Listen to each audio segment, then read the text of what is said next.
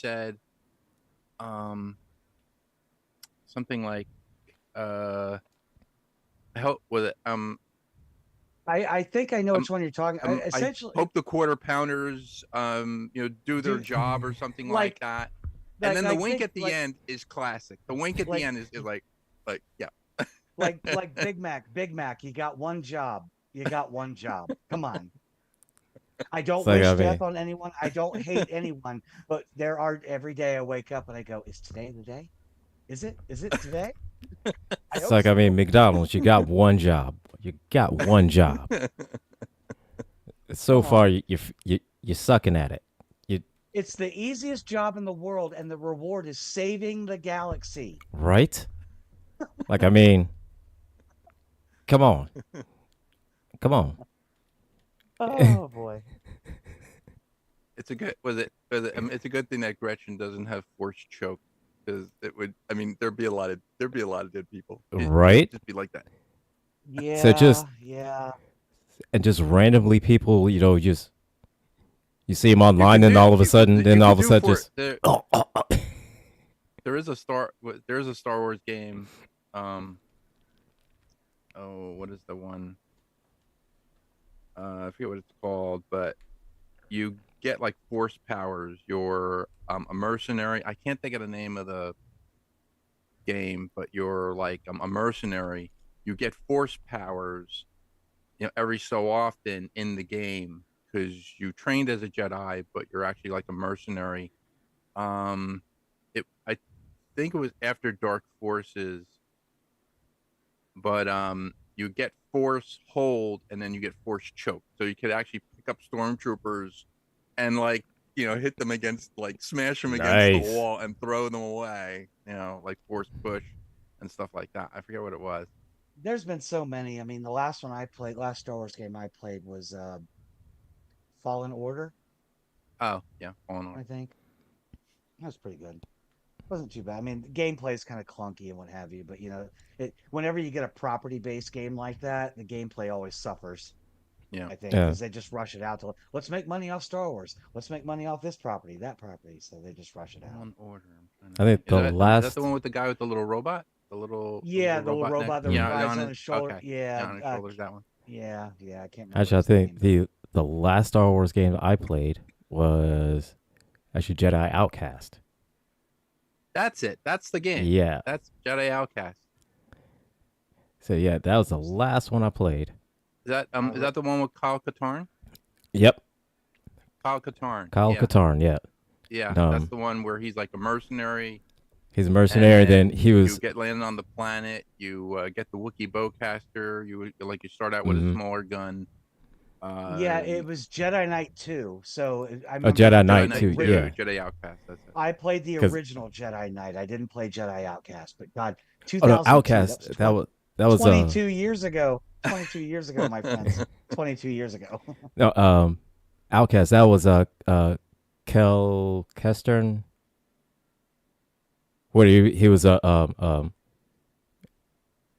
Okay. was a Jedi, but then became Vader's apprentice. Oh, I believe That that's that was that was actually called The Apprentice, wasn't it? Wait a minute, I'm checking here.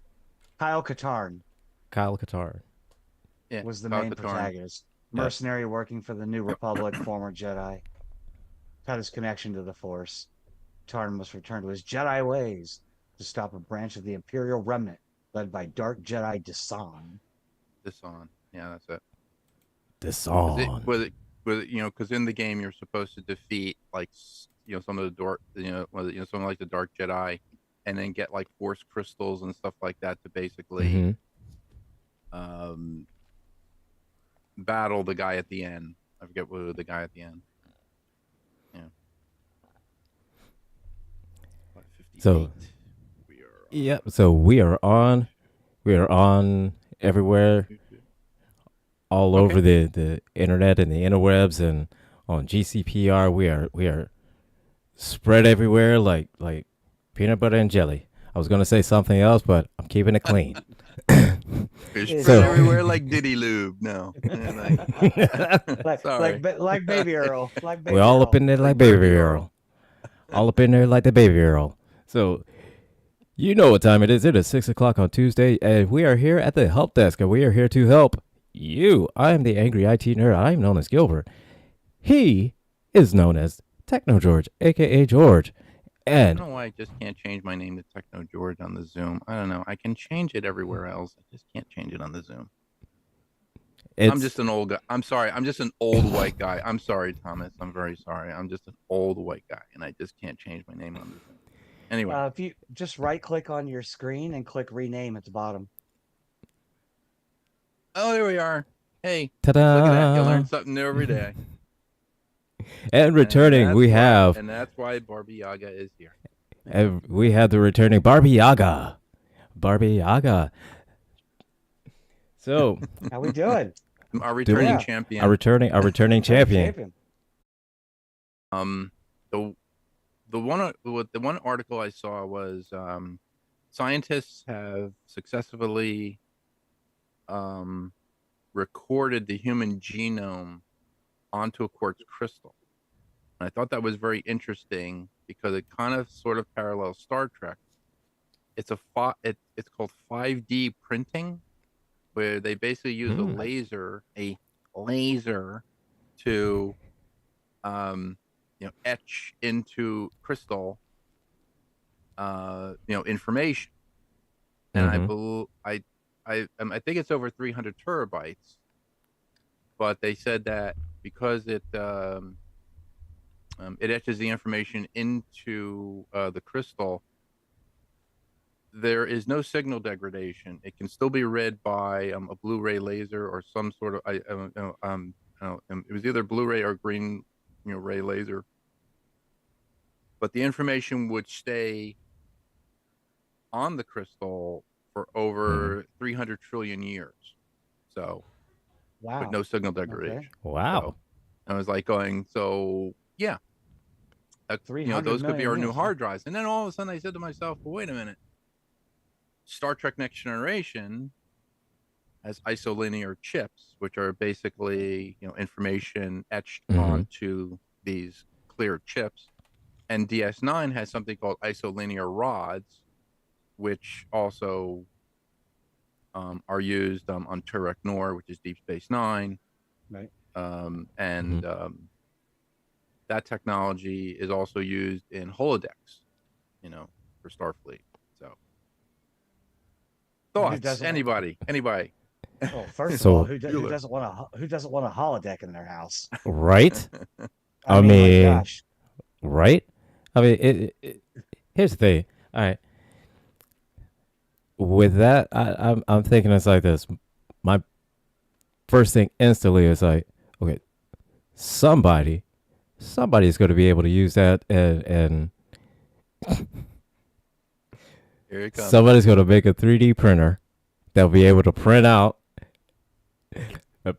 just print out copies of themselves, and just nonstop just.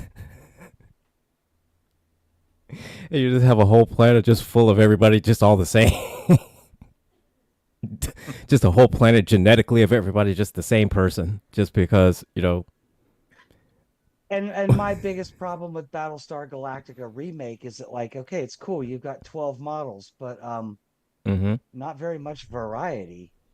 Right? And so, and again, open itself up to, that. I mean, Right. They have a plan, or they have concepts of a plan. I don't know.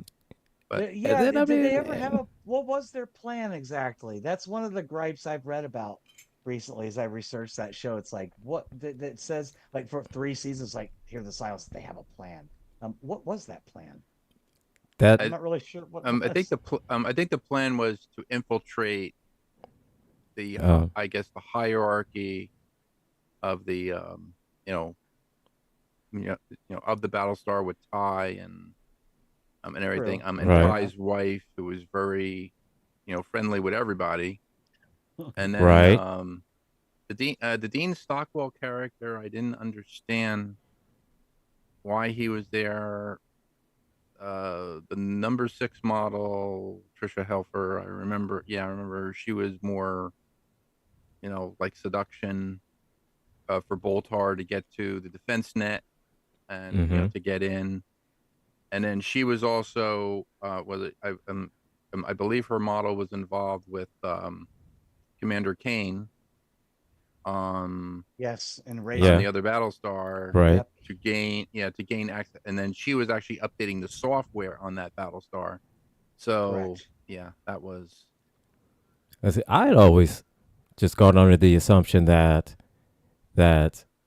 they were all there, that the different skin job models were just there basically to infiltrate the humans to see what kind of attacks they were planning on the Cylons. Not really a goal to per se, other than just to survive. Other than that, True, and that was about it. if you look at it, Battlestar Galactica is very heavily based on Greek and Roman mythology. They Mm-hmm. do. You have 13 tribes. If you want to get if you're like into astrology and that sort of thing, there's actually 13 signs, not 12. mhm. Even though there were Yeah. 12, and I think each model was supposed to represent a different one of the astrological signs. The Daniels, the number sevens, those are the ones you never saw that were like wiped out, the Yeah. creative, Even in sensitive artiste types. even But in Caprica, they and their the colonies that they all had set up on different planets or whatnot.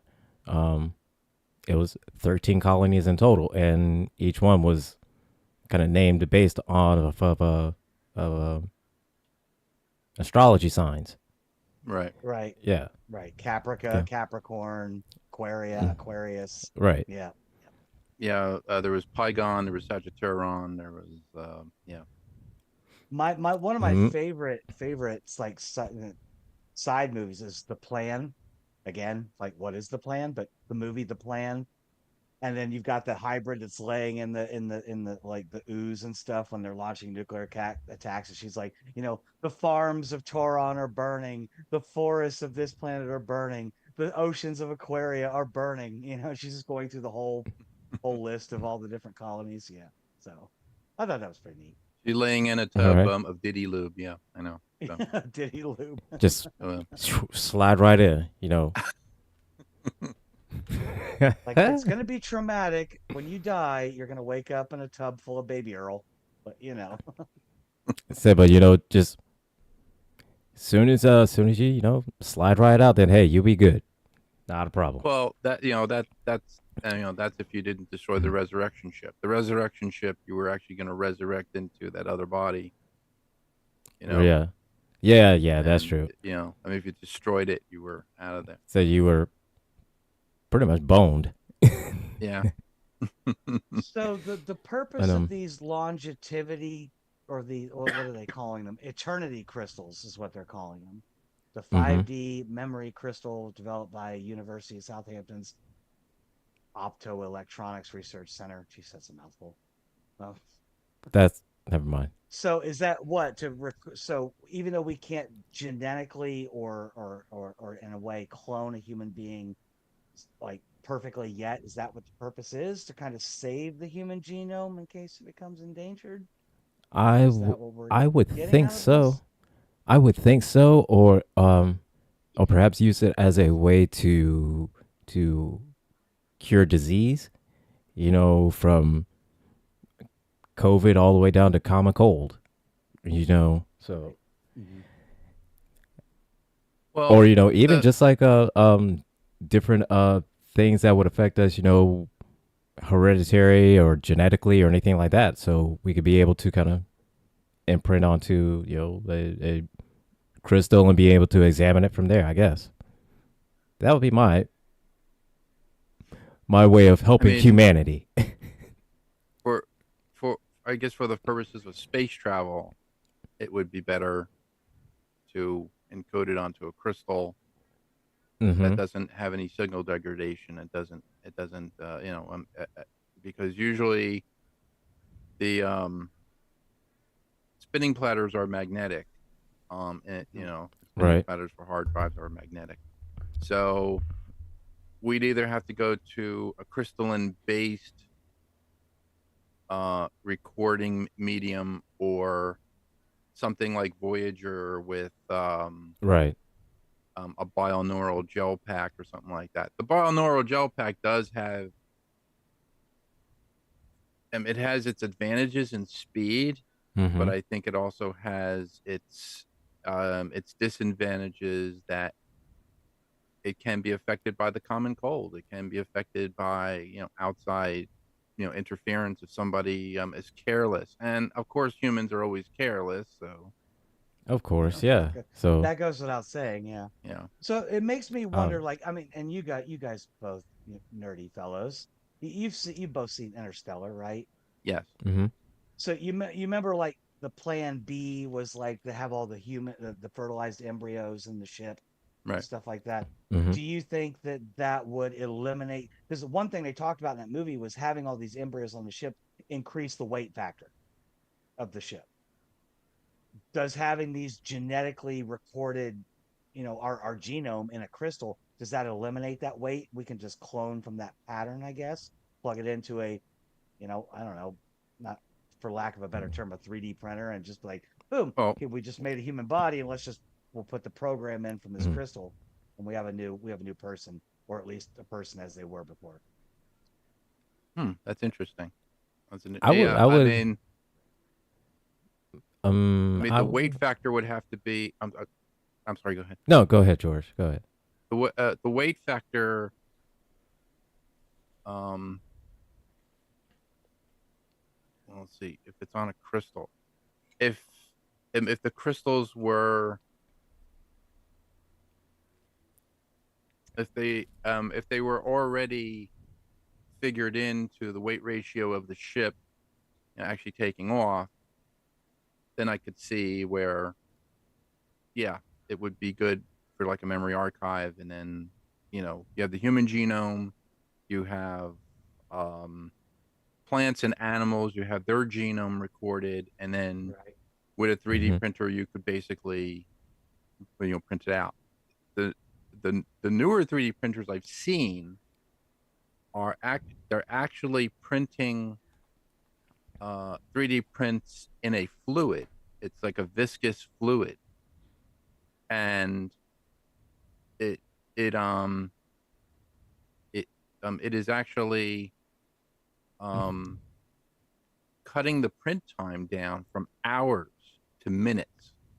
So you can print something that would Mm-hmm. take 3 4 hours, maybe even like 17 hours, and bring it down to like a few minutes, like 30 minutes, like 45 minutes, under an Oh, hour. okay. So it's Okay. actually suspended in a Yeah. viscous fluid. So I'm like, well, what if we could do the same thing with human beings, where we can actually grow the embryo and keep the embryo in a viscous fluid to, you know, I guess to gestate a human. That Right. that Right. could Yeah. be. So, go ahead. Oh, yeah. I was is going to pretty much agree with the same thing. Is that they would essentially have to take into account the weight of the crystal, um, the equipment that was going to be used to actually, uh, produce a clone of, the person, or whatever plants or minerals or anything like that. If they were going to use it to actually say seed a planet with human beings, or something like that, of that nature. Um, in which I could Yeah. It's see scientifically. I mean, as a point of exploration, um, it would a lot of time. We can't kind of like as far as like exploration goes, for us, you know, we would need to actually be there physically in order, to make, proper judgments of what's dangerous, what's not dangerous, what is a mineral, what's, edible, what's not edible, things of that nature and everything like that. And so with using just drones and models, rovers and androids or anything like that, we don't, we can't properly, we can't properly evaluate, probably do a proper diagnosis of anything without actually physically being there. Hmm. Problem is that we wouldn't be able to survive the journey going out there because journey's too long. Even it being like in some sort of suspended animation or extended sleep, it's still too long. So I can see, as far as an exploration thing goes, putting a human genome on a crystal and then sending a ship out with the coordinates, and then the ship autopilots there, lands, and then from there just spits out the people that were going to be there, scientists, doctors, um, people there for agriculture, things like that, and then be there to kind of explore and then communicate back to Earth and say, hey, um, we out here on this planet and ain't happening, so we out here on this planet and yeah, there's a bunch of green girls that's here, and so we're just gonna. There's a bunch of green women, and there's a bunch of whole lot of stuff here, and so we're just gonna stay here.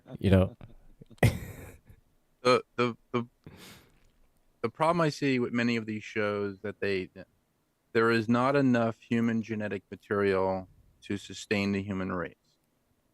That Mm-hmm. is the problem. With Interstellar, it's like they they basically had an I guess they had enough genetic material so that the human race can be sustained. And I said to myself, well, wait a minute.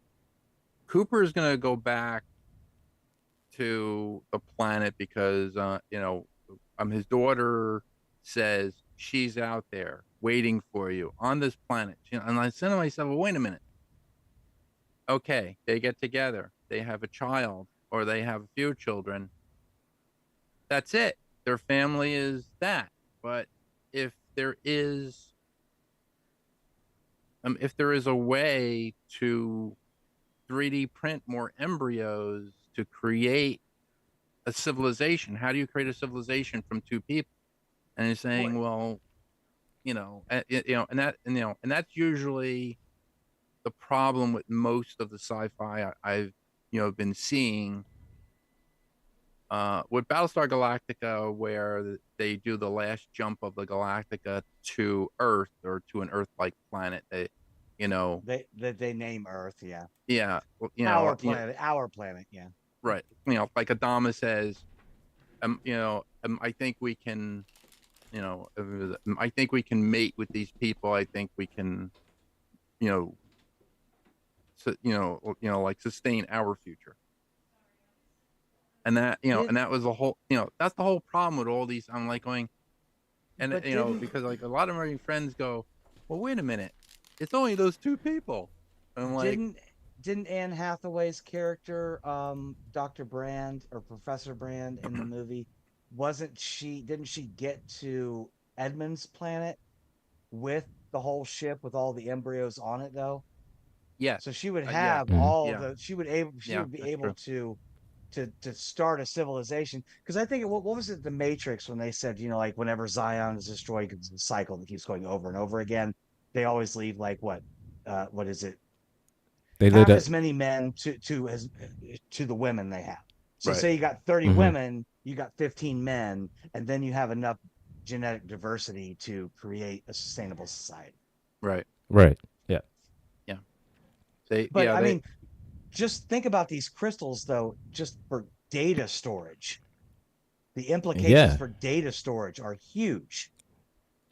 And there, think about there's like, a, I mean, in somehow, I mean, in slingshot into the future, I mean, they'd probably be able to find a way to imprint actually our consciousness or our brain patterns or some kind of brain waves onto those crystals as well. So I instead of want to hear that point, but I think George was going somewhere, and I'm kind of interested in what he had to say there. um, I'm writing a book. I'm writing a sci-fi story Okay. along those lines of a civilization, much like Krypton, where they have encoded their brain patterns, um, their their ship technology and stuff like that onto these crystals, and they are two warring planets trying to find equal footing in their galaxy. The Right. the Right. Mm-hmm. the the the story basically that you know I'm trying to write now is how it's affecting Earth. So this happened in their past. I'm sorry, it happened in our past, which was the end of their civilization. How it's affecting our civilization. So the crystals that we wear for jewelry are actually the crystals that they had there, where they encoded their brain engrams. They encoded their consciousness onto these crystals, and they're all over the planet.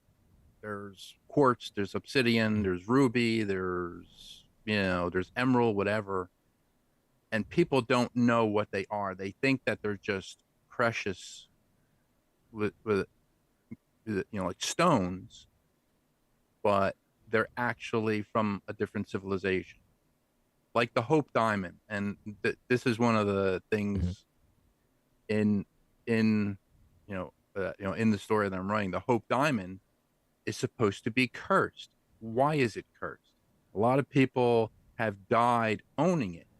Well, the Hope Diamond, turns out to be some sort of um, like a memory archive that allows you to create future technology like weapons or whatever, Okay. and either blow yourself up or blow like a lot of other people up, and that's how you're cursed basically. So Right. that's what Right.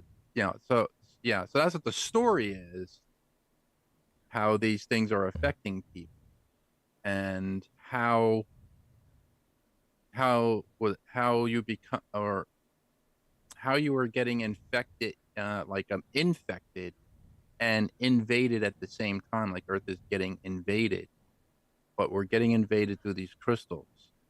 They are basically creating a symbiotic relationship with you, where somebody's consciousness from a different planet is actually affecting your body. It's changing you. You're becoming stronger. You're becoming, your mental acuity is a lot better. You're creating these machines and you don't know what you're doing. Because there's one of the characters in the story. She has cancer. She's pregnant. She creates this machine. She cures her cancer. And then her husband's like, what do you mean you took the TV apart? You don't even know how to use tools or something like that. And I took the TV apart. I took the microwave apart. I took your generator apart. I took all, and I created this machine and I cured myself of my cancer. And then she goes back to the doctor and they run all these tests. And the doctor he goes, I don't know what's going on here, but your wife just cured cancer, just cured her cancer.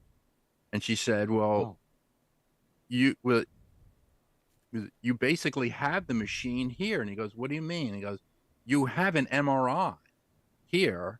I basically created a smaller MRI,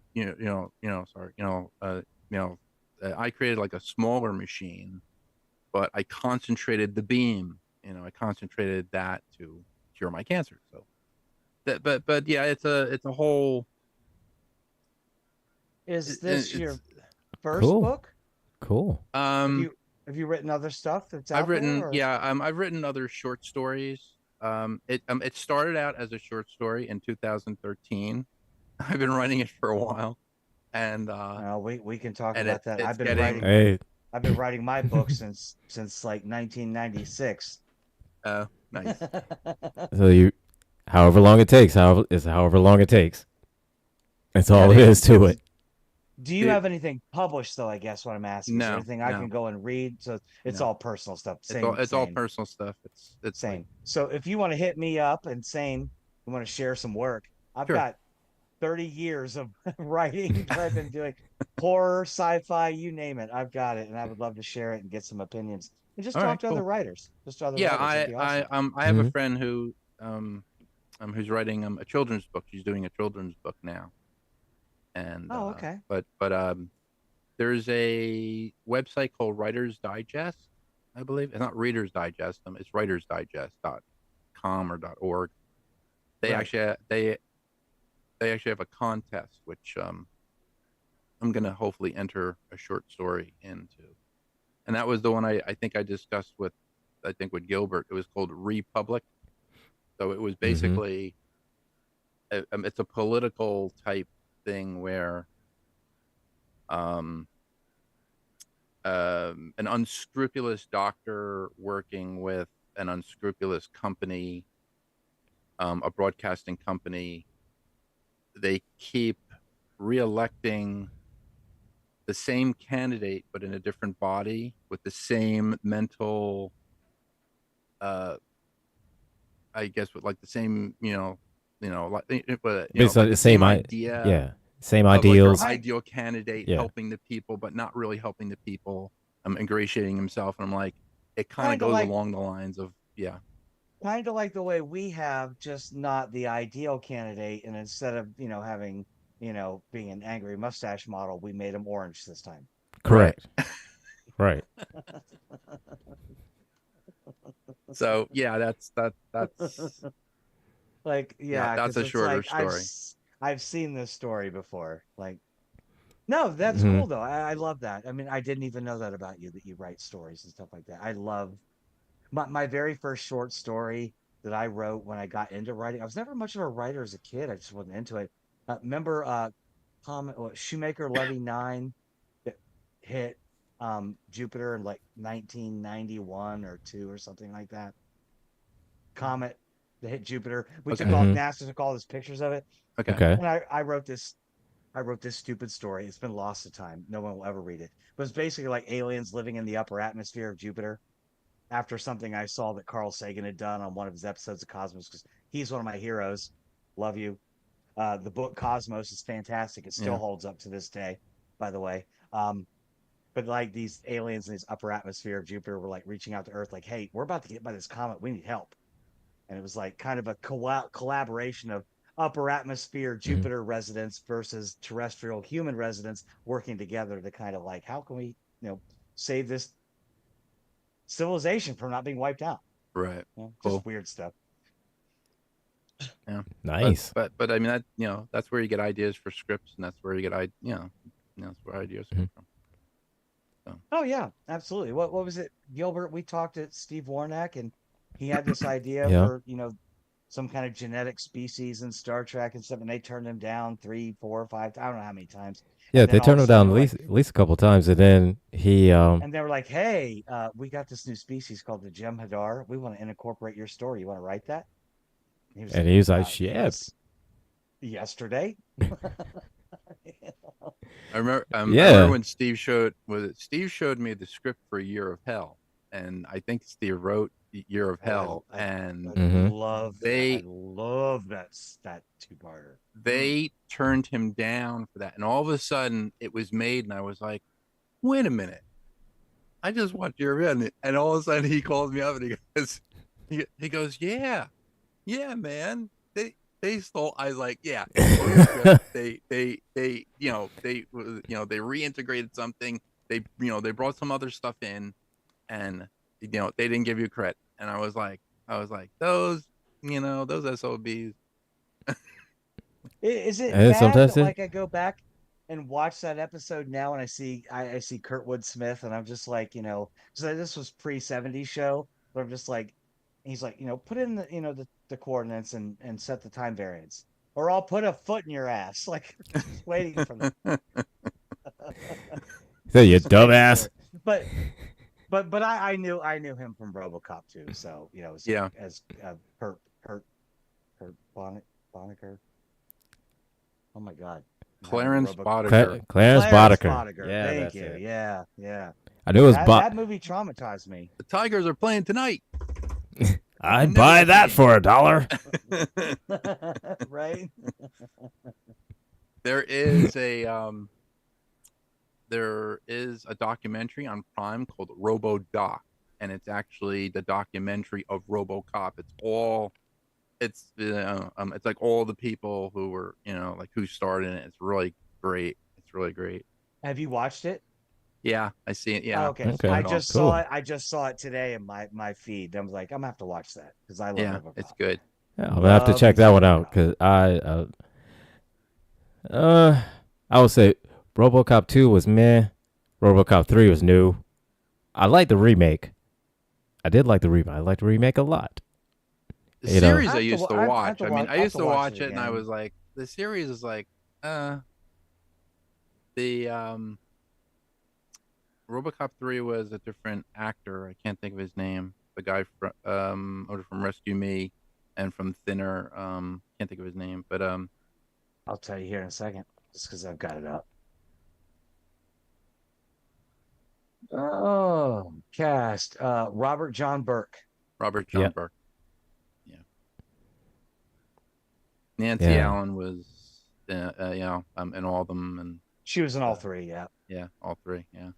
And Rip Torn was in. Oh yeah. I know this isn't rules and requisition, but Rip Torn but to keep my kill to death ratio up. Rip Torn died in July 9th of 2019. Rest in peace, sir. You were awesome, especially Men in Black. Loved you. Loved I you in heard that. I heard Terry uh, Garr just passed away. Really? She was in Target Earth episode for Star Trek the original series. Yeah, I yeah, Yeah, remember I think she died at 97, so she just passed away. today. Yeah, today. Today. Like, wow. Close Encounters of the Third Kind. Yep. wow, yeah, That big sci-fi actress. yeah, Yeah, Young big sci-fi. yeah. Frankenstein. Young Frankenstein. Frankenstein. This is this, Rolling the hay, rolling the Frankenstein. It's hay. young Yeah, remember Frankenstein. the hand coming up like Right. on the wall. Yeah, absolutely. But yeah, this is like emerging. It's like Rules and Requisition meets the help desk. Put the candle back. Put the candle back. Back. Wow, she was 79 Yeah. years old, passed away today. So I'm just padding my kill to death ratio on even shows So I'm not right. even doing. So it's just everywhere. I am like 5,000% right now. That is hilarious. So, But yeah, but Gilbert and I were kind of talking earlier today in text, about this whole like the crystal genome mhm. project, which is super cool. Again, like for data storage, that's huge Mm. because you Yeah, can minimize absolutely. it to something that big. But something else I brought up was this atom transportation. And you guys know about Hmm. that, right? How scientists have figured out how to. It's more like you've seen the movie Prestige by Christopher Nolan, the battling wizards, stage magicians with the I Yeah, teleportation trick. yeah, yeah. I've seen part of Right. it. I haven't seen all of What it, was it? but The one with Hugh Jackman, Hugh Jackman and And Christian Bale. Christian Bale. yeah, Hmm. Mhm. Christian. Yeah, so Hugh Jackman went to David Bowie's character, also rest in peace again. Jeez, God, all these people. Anyway, sir, I will never forget you Oh, from that's right. Where he makes a clone of himself with Yes, the electrostatic thing, and then he drops through the tank, and then kills, kills and kills the the the clone, clone, and the right, then and original. that is exactly the kind of teleportation that scientists have created. They can copy and transport and add a single human atom, and they can recreate it or duplicate it like he did in that movie wherever they want. Now, granted, even if you could do that 1 atom per second, there's so many atoms in the human body, it would take like a bazillion years just to create one person over there. right. Where in this movie they did it, but it went on that concept because I think Christopher Nolan does try to um, focus on those real world concepts. Yeah. And it Hmm. was less transportation as it was duplication over there. And that's why he kept Right. dropping his copies into vats of water and killing them because Yeah. You can't have like and that's where I get weirded out. Like, okay, you can copy me, you can make another copy of me, but is that me? No. because I'm me. I'm here in my body with my consciousness. Hmm. You can Hmm. create a copy of it, but that's her and her body with her. Oh, it's mind boggling. It's mind boggling. Right. Yeah. So it's like Well, it's we I think Gilbert had talked. Well, Gilbert and I had talked about the multiplicity issue, where um I could create a copy of myself. I could be on my show while my other self is helping my wife do something, and then my other self is actually outside doing the yard. But then when we all get together, do we talk to one another and say, "Hey, what did you do today?" Or do we have this link? Do we have Right. like this psychic right. link Yeah. to our copies? And I was like, well, that would have to be something. I don't know. That would have to be. I don't know that, and I've always like the movie Twins with Arnold Schwarzenegger and Danny DeVito, I where they just have Hmm. kind of watched like it. this psychic, Almost like this link, connection almost to like a each psychic other. link to each Right. other, almost like Yeah. to a genetic level. But would it be something that if you cloned yourself, then would you be able to kind of still have like kind of that psychic organic link, or Right. would you have to go for some kind of enhancement or something like that, where you're in some kind of like Right. private Like I've private I've been doing network? I've been doing dishes and laundry all day, but I distinctly remember mowing the lawn. Even though I didn't mow the Right. lawn, the I other know. version of me mowed the lawn. Right. Yeah. And then it's like this, then if when you're doing something but the other one's doing something, like do you get that update in real time, or does it kind of a batch upload? Then it's like an hour later it's like, oh yeah, the lawn has been mowed, and then another hour later, oh, Well, the that kind of That's a good that's kind of like question. the time travel. That's kind of like the time travel thing, like um where the time traveler um changes something, like in the guy in the Guy Pearce movie, like the Time Machine, mm-hmm, where um his fiance dies in the first part. He creates the time machine. He goes back, tries to save her again, but she he dies a saves different her way, from one instance of death, and she and dies a then different way, and yeah, then she dies a different way. And then he finds out basically in the future with the Morlock, like the Uber Morlock says, "Well, wait a minute, you're not like recounting like the what if statement where if she didn't die, you wouldn't have created the time machine. You wouldn't have been able to mm-hmm. do this." But from his point of view, He's thinking is that he was going to create a time he machine anyways, well, because yeah, but I Right. mean, He was already it was doing just it. to but Yeah. save her. But he didn't see his the mind is paradox. like, He didn't well, he didn't I kind saw of her die here. I saw her die here, and all of a sudden mm-hmm, he's sitting with um with his friend, and he's like going, I can come back 1,000 times. I could see her die, like like a die, like 1,000 different ways. And I'm like, what does that actually do to your mind? God, I right, couldn't even imagine. right, yeah, and you could kind of see is that he didn't quite understand the paradox, and the reasons that she had to die is the only reason why you're there back in time is because she has to die. So if you But saved her, then you would end up dying because you're not supposed to be there because you I didn't. always think of the butterfly effect, the one with Ashton Kutcher, where Mm-hmm. he goes to save the girl, And and he's like, I want to be with her, but every time something happens where he goes back and he changes something in his past, he gets that thing where his nose starts to bleed, and Mhm. he's like, it Right. changes him. Would that change for us if we had clones and some sort of a psychic connection where the original us and Mhm. our copies would be doing something, and they would have those memories? Would we actually garner those latent memories either by dreaming, either when we're sleeping, or would it come in real time? That was the one thing. And then with Right. with the memory Wow. crystal, Hmm.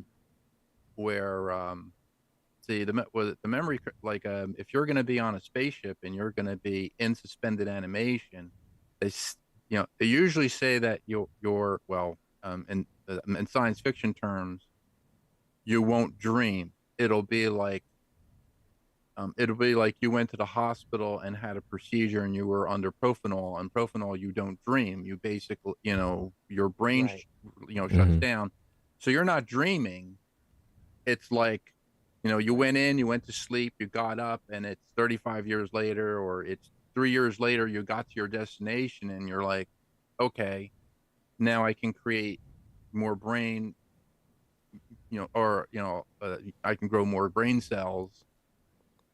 Mhm. Would and it was because uh in Alien Covenant, when Liz Shaw is sleeping, she's dreaming, you know, and her brain waves Mhm. are active, and she's dreaming about her father, and the uh the android is looking at her dreams on the screen. I'm like, okay, I mean, Right. it's a Right. stretch, Yeah. but No, but I get what you're saying. where it could be still etched onto the crystal and say, well, Mhm. I had this dream, I had that dream, whatever. Would that be recorded? Probably not, for, I guess, you know, for data purposes. If each crystal can hold, I forget what it was, uh, 360 terabytes of information. I forget what it was. I had that information up here just a moment I think ago. you said it was like three. It was 360 or 380. I'm not. I can't remember exactly. Yeah.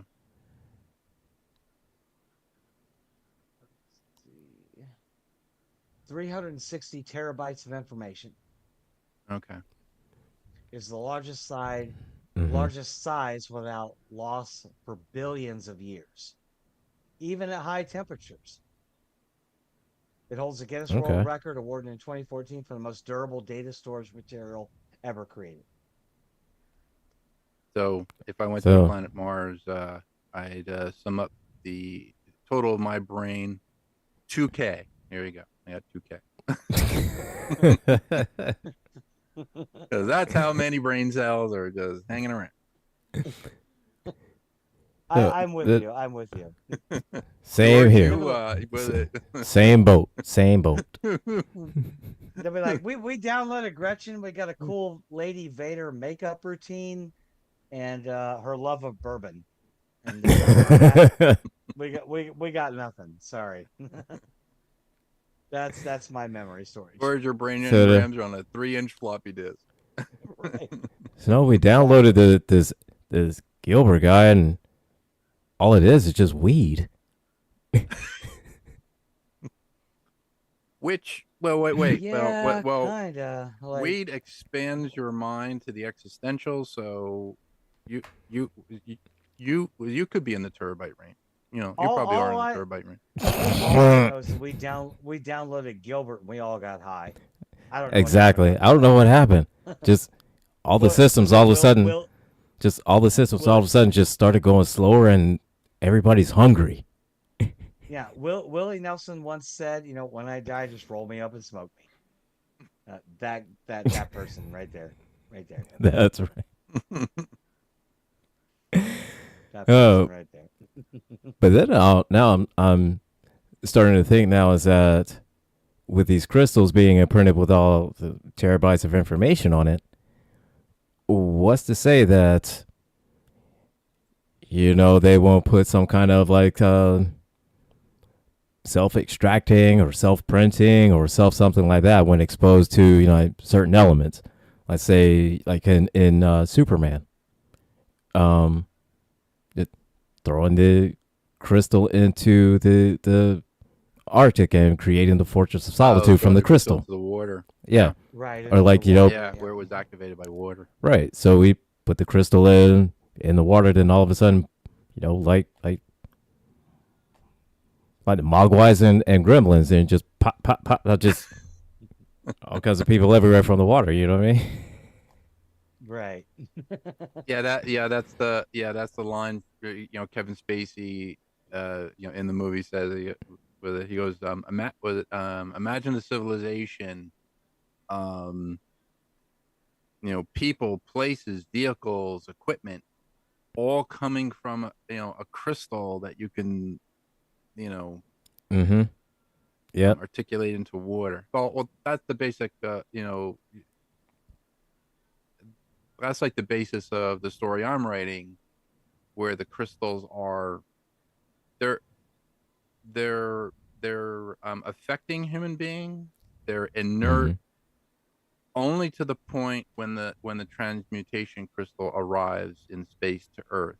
The transmutation crystal basically was supposed to take all of that knowledge, and there was something called the crossing, which you touched on in the episode Errand of Mercy, where the Organians The organs. created a race of pure energy, which Mm-hmm. which I watched, and um, the the uh, the uh, the aliens in this story, the Elkari, um, are pure energy, and they have asked these two warring nations, you can have people who want to cross over and become pure energy to explore the galaxy, to stay on the planet and watch, the history of your planet. They can go into the past, they can, go into the future, they can do whatever they want to as pure energy. But the transmutation crystal was the thing that controls everything, and that is the thing that's coming toward Earth. That's when like within the story. So, and all these people who are affected by the crystals finally realize their full potential at that moment when the thing comes to Earth. And then I really, really want to read this story because futurism and predictions of futurism are kind of like Mm-hmm. my thing. Like I watch like where are humans going to be 1,000 years from now, 10,000 years from now, a yeah, million years from now, you know? Right. And one of my favorite articles I read, I can't remember his name. I'm not even going to try. He said there's going to be two, say 1 billion years from now, there's going to be two kinds of remaining humans. There's going to be the organic ones that stayed pure, free of Mm-hmm. disease, able to travel distances instantaneously, doing all the things. And then there'll be the the consciousness in a computer kind of ones. right. That And that Mm-hmm. and that's what this humans is. and Yeah. humans will eventually evolve to be the consciousness of our entire galaxy. And I was like, that's freaking cool. Like, Well, because energy can Yeah. neither be created nor destroyed. So right, when we exactly. die, our Mm-hmm. consciousness, it lives on somehow. Our bodies live on somehow. I mean, We hope we're turned so. to We hope ash. so. Yeah, I mean, So exactly. it goes so somewhere. So yeah. hey, why not go into a computer? That way I can, make a I crystal, like that. make a crystal and grow myself again. I like that better than like, my body decayed and then a plant grew out of the ground and a deer came along and then pooped me out after he ate it and then I was a flower somewhere. Like I like that Right? better. Yeah, So just that option. said put me at a computer. That way I can make a crystal and just grow myself again. And so that way, yeah, yeah, That way in yeah. 10,000 years, Gilbert's walking through a hallway and the computer kicks on and he hears Gretchen's voice. It's like, what are you doing, Gilbert? Uh, You don't understand. Gilbert is the virus. Right, exactly. Skynet He's like, is the virus. it's like, I'm just going over here, Gretchen. I can't let you do that, Gilbert. I can't let you do that, Gilbert. I'm sorry. Well, I'm We just gotta gonna, film that scene. I'm I just gonna really want push to it. film I'm just that gonna scene. push this button here. I can't let you do that. We should film that scene. I'll get dressed up for it and everything. I mean, I spent all last night doing Darth Vader or Lady Vader makeup in my bathroom because I was bored. So, and like my eyes all black, like dripping down my face and stuff. Hey, whatever. That's what nerds do. Yeah, when we're bored, We do make up nerd. stupid We stuff. do nerd stuff. We Yeah, do nerd stuff. I wanted to actually, have my friend David Ayers go on the Rules of Nerdquisition. He's busy with some stuff, and I really want him to be on. He did all the makeup for Close Oh yeah. Encounters of the Third Kind. He did he did the tiny aliens and stuff. I'm And gonna go out on a limb and say that Gilbert and I are very aware of who David Ayers oh, okay, Said I didn't know. yes. We Said know who he is. we're familiar with his Yeah, work. a thing or two that he did. Yeah, we know a couple things. Know a couple things about David Ayer's work. Dave's awesome. I like Dave. He shares like a lot of makeup secrets with me, but he his father was an undertaker, so that's where he basically Oh, that's where he got to start from. yeah, he got to start from. Yeah, so Not to be Cool. confused with the Undertaker, who none of us So are happy with just right no, not the Undertaker. No, no, no, no, no, no, no, no, no, now. No. no. I think it was a funeral director. Well, he is he is funeral director and undertaker. Yeah, so but yeah, that's basically where he got his start. And because I said to him, I said, I see in the background of your shop you still have the ant head from Empire of the Ants, because he did all the ants for Empire of the Ants. And he was and there was actually there's not a tutorial, but it's kind of like a behind the scenes. So there were some pictures in Fangoria, like magazine. I think Empire of the Ants was 1979, but it's Mhm. like I love that ant head. I want to make that ant. Like I want to make that ant head. And he's like, oh yeah, I can, I can show you. I was like, because I said to him, I said, like I really like them, that the movie Them. them. Yeah. Them with Bill With Shatner. James, yeah, What's up, James Bill? Arness and Oh, Billy Shatner. Oh, Billy. on them. Yeah, he was in Mhm. them. Bill Shatner Bill Shatner, was in them. Yep. James Whitmore, James Arness, Edmund Gwynn, who was Santa Claus, and Miracle on 34th Street. Joan Weldon was her name. Bill Shatner was in it. Okay. The original movie, yeah. Let me check here. 1957, I'm gonna say. Yeah, and one of my favorite things about Bill Shatner though is just that he was on, everyone's seen the Twilight Zone, the movie. John Mhm. Lithgow's version of the gremlin on the plane, the Right. airplane wing. Yep. But that was what brought Bill Shatner kind of to fame. Was he was in the Twilight Zone episode that was. Oh, Yeah, that episode, yeah. Terror 30,000 feet, something like that. Yeah, Terror 30,000 Yeah. feet. Yep. Let's see here. Oh gosh, stars. 1954 is when them came out. It doesn't even list him as like one of the main actors. Let's go down the list. He was there. I know he was in it. Why is it not saying he's in it? All right, let's look up Blade Shot.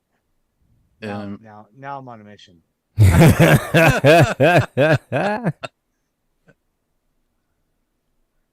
I'll share a little bit of trivia with like with Gilbert.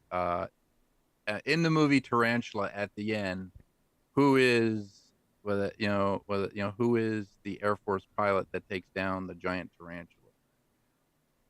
I Who's the actor I as honestly the I pilot? don't know. I've never seen the movie, so I could not even tell you. Clint I'm not. Eastwood. Clint Eastwood. Okay. Clint Eastwood plays the pilot. He also plays in Okay. one of the creature movies, not the creature walks among us, Revenge of the Creature.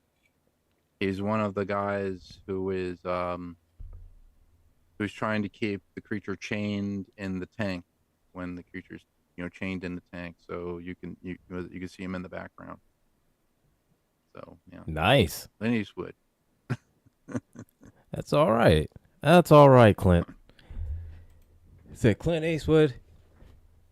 You're okay. You're okay for that. Yeah, he's okay.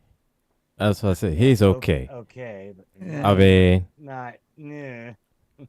I mean, He did talk to an empty chair once at a. there's that. So although in wrestling There's circles, you would say he was having a conversation with John Cena. fair. Fair. That's Now I can't I can't find anything connecting to Bill Shatner to them. I know he was in it. I know he was. Okay, I'll have to watch it again. I have it saved in my in like my TCM archive. So Bill Shatner, okay, and them. I know James Whitmore was in it. James Arness, who played the Thing from Another World. Marshall Dillon on Gunsmoke. James Whitmore.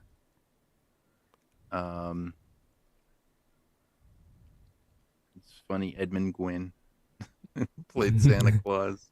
I mean, maybe I'm wrong. Maybe I'm wrong here. Like I hate to think that as a nerd that I'm wrong, but I've been wrong before. Quote Sure. Leonard To quote, Nimoy played in Zombies of the Stratosphere, the Republic serial. I remember that. He played one of the aliens. yep.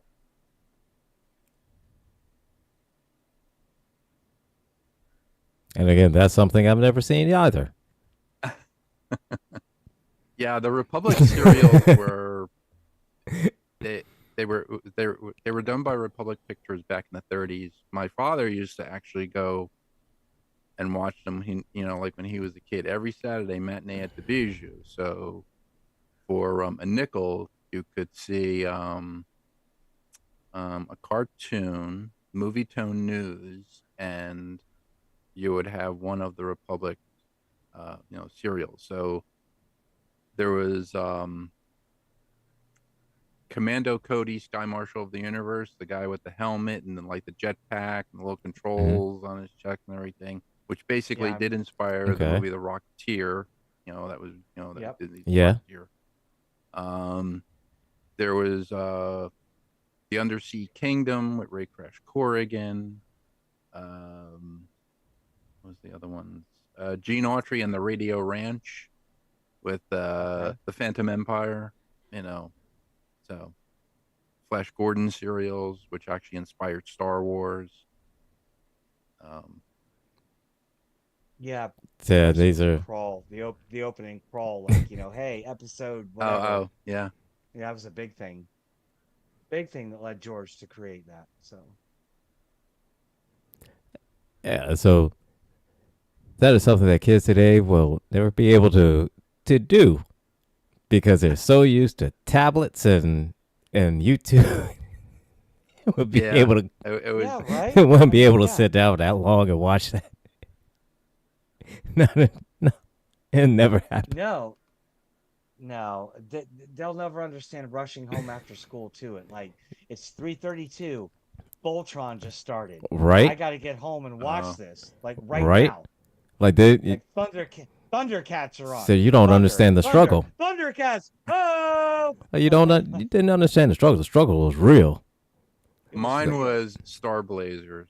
Used to watch Star Blazers, the my the American dub God. Star Blazers. Oh, yeah. I There was also Lost remember- in Space. Lost in Space, the original Lost in Space. Yeah. I So, remember yeah, watching okay. I remember watching the original Lost in Space. Used to be on CBS TV, 8 o'clock on a Wednesday night, and I always had to go to bed at 7 as a kid. I could never watch it. So then I had to wait till I was in 8th grade to watch Oh Lost in wow. Space. When I got home from school, school let out at 3. We used to run home. Star Blazers is on, dude. Star Blazers. We gotta watch Star Blazers. I never got to watch that except when I went to visit because I live in Columbus, Ohio. My grandmother used to live in Dayton, Ohio. They didn't air it here in Columbus, but when I would go to spend weeks or summers with my grandmother, I knew Oh. Channel 19 every Hmm. morning. I could get up and Star Blazers was there. And oh wow, yeah. It's a What big a part of my great, yeah. childhood. Holy Uh, cow. And that was yeah, pre-Voltron. That was like Voltron before Voltron was cool. right. Yeah, there So was I we go ahead. no, I was gonna say is that the only I never saw it except for on video. That was about it. Because Oh, so it never aired here. It never oh, did. oh, only me and George got to watch it like live TV. Yeah, Right. Speed Racer. Used to watch Speed Racer a lot Speed in the Racer. morning. Oh yeah, Speed Racer. I Speed love Speed Racer. Racer. Um, After Speed Racer was Gigantor. Used to watch the black and white, like Gigantor.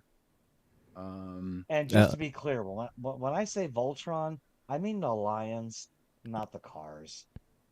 Yeah, That would like who not the vehicle who one. uh The lions. who who The five who lions. liked the cars? Who liked the vehicle Nobody, Voltron? no, Who really nobody did. did? Although didn't they did a crossover that was kind of cool though. yeah. That's right. Yeah, That's right. Like it's cool when you got both of them fighting there, but yeah, but we're only was it? rooting for them. We're only rooting for the Yeah, but lions. was it really though? But was it really though? I When I mean, worked at Lucent, there was this kid. There was this guy who um, worked in the cell lab. I went to his office one time, and he had the full size Voltron, like the real big Voltron toy, with all the like the hmm lions with the hands and the feet and everything. And I was like, "Where did you get that?" And he goes, "Well, I'm Japanese. My mother my mother got it for me." It's like, "How did you get that?" He goes, I said, "Dude, this thing's like $15,000 here. How did you get that?" He goes, "My mother works at she worked for some company that was a subsidiary of the company that made the toy. So she got the toy for like 85% off the original price, and she got it for like $200 or something like that. Like, in Japan. And then she like gave it to him for his birthday. I was like, "Oh, I love your Can we mom. you Oh, right? your can mom's we fantastic." Oh, can okay. we at least acknowledge the awesomeness of the Japanese people? Yes. You literally have a 59-foot Gundam Yes. in your Oh country. yes. Yep. Oh That can flip the yes. bird. That can flip the Hmm. bird. That can flip the bird. Absolutely. And one of the things I grew up on, one of my big favorite things, I've still got a crush on a cartoon character, go figure. Robotech. Robotech was Oh, I awesome. I loved Robotech. love Yes. Robotech. Did you ever play the video game on GameCube? No, No, I didn't. I never never had did. a GameCube. It was amazing. And it was the Macross saga because there's a lot of Robotech, but the Macross Hmm. saga is what matters. And Lisa Hayes, the fictional, military commander girl, she will always be my wife, even though she doesn't exist. But anyway, God, that show was awesome. That show was Like, great. Oh, that show oh was so man, great. Oh, Robotech. oh, I loved man. Robotech. I But I was telling Gilbert about Mech Warrior.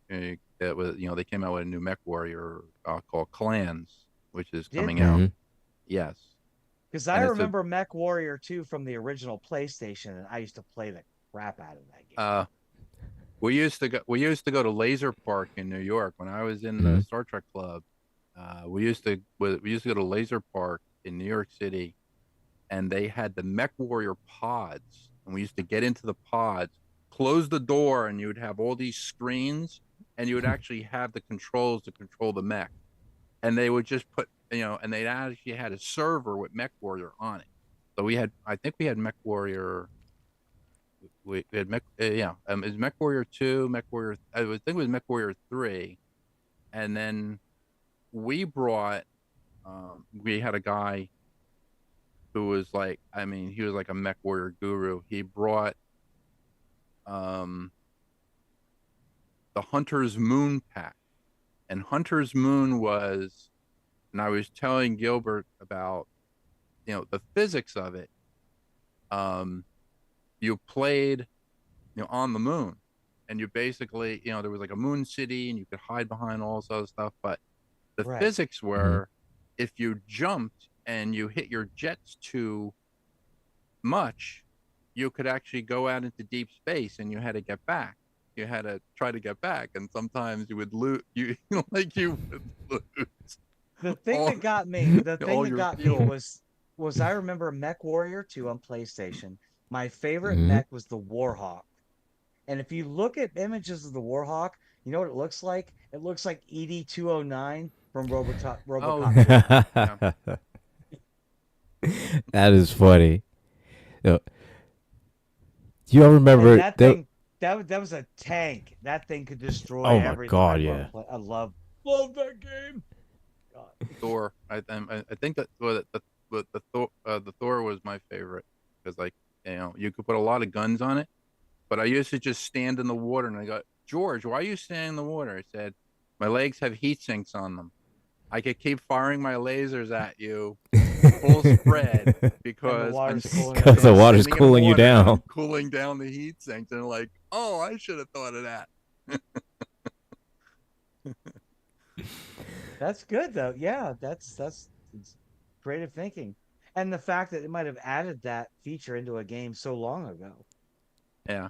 Yeah, You know, I mean, or even just the fact of just even we're thinking about the physics of that, just knowing that, hey, we're well, talking there's like water here, so yeah, early 90s here. that was Maybe even late. 93, yeah. 94. Yeah, 93, 94. I graduated in 92. So yeah.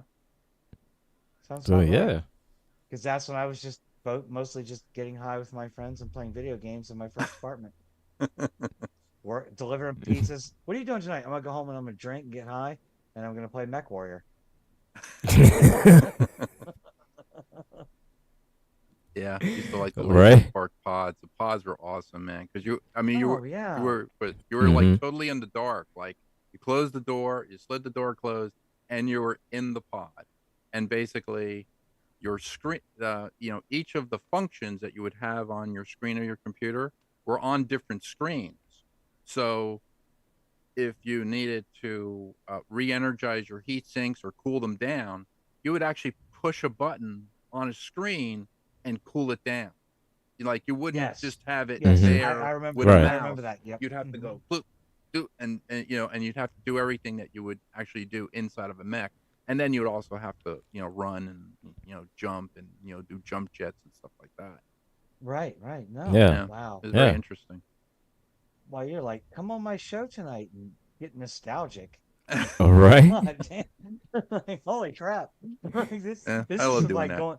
going back to like, yeah, my 30-year anniversary from high school was 2 years ago. Like, but Uh, I grew up, I often say to people, if you ever seen the what was the movie? I think it was The Lion, the Witch, and the Wardrobe. And Aslan says, I was there when the old magic was written. Oh, That's how I feel. That's how I feel about video games. Like I literally had a Pong unit in my house before Donkey Kong was even a thing in the arcade. hmm. I had three versions of a game where you had a line going like this or this or yep. this, Yeah. bouncing a square back and forth. I remember asking my dad to buy the Odyssey 2 from two guys in Livingston, New Jersey, 1970. I'm gonna say 70, 71. I was still in grammar school, so Oh, I didn't. Was it, Yeah. no I don't way, remember. no I was like way. going Pong. I was like it plays Pong and it plays hockey too, and it plays and it just had all these little switches.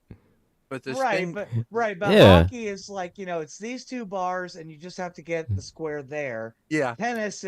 Tennis is just make sure you bounce it back. And then breakout is just make sure it doesn't go off the screen. Right. No, here's me. I did not I just remember begging my mom and my dad for a Nintendo because I had an Intellivision, and the only thing I could play on it was just baseball.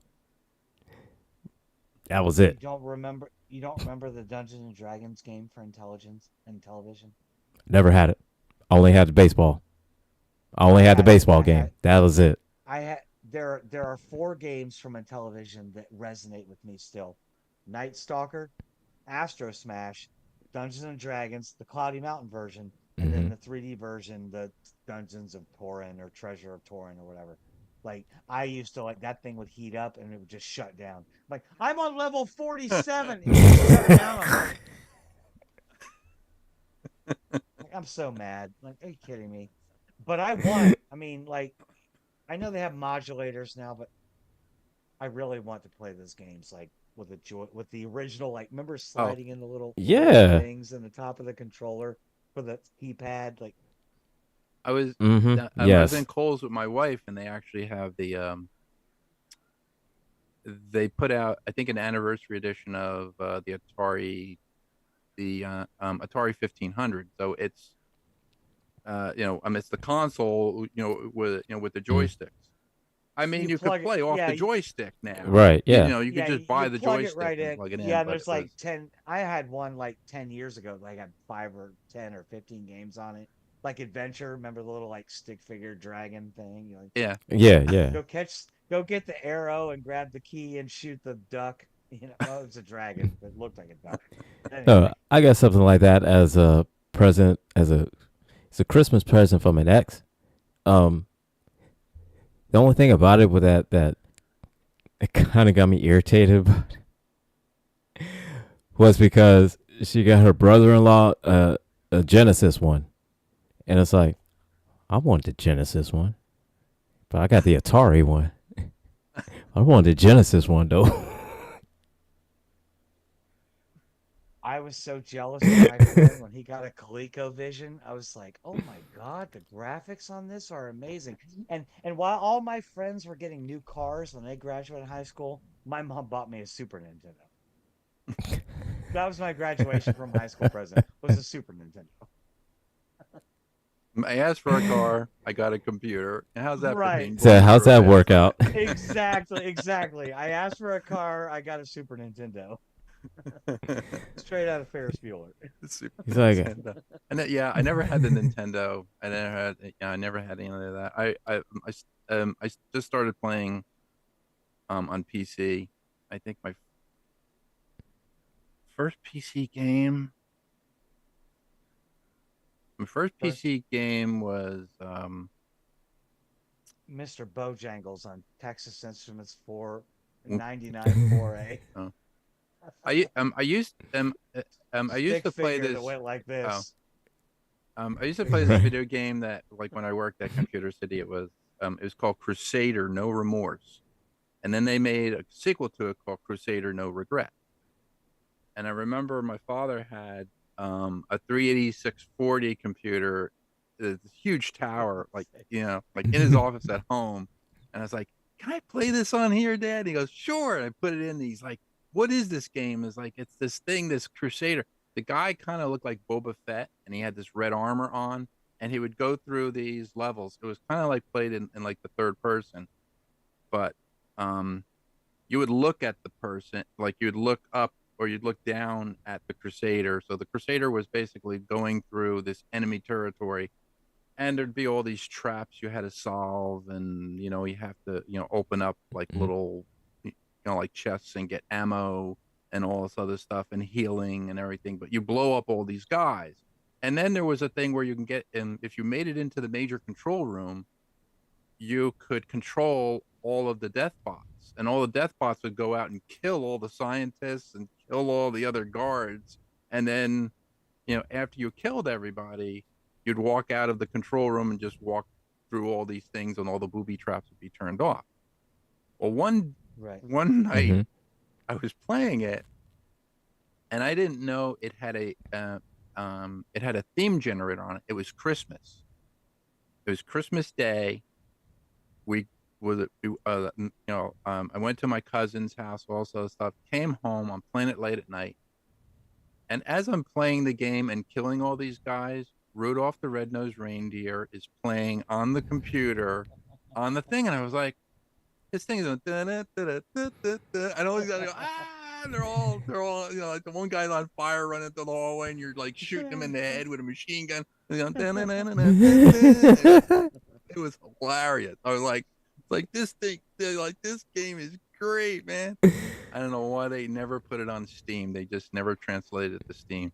If they do, man, I gotta pick that up. All right. That is funny. Is this not a call to action to GCPR that now we need an official retro gaming show?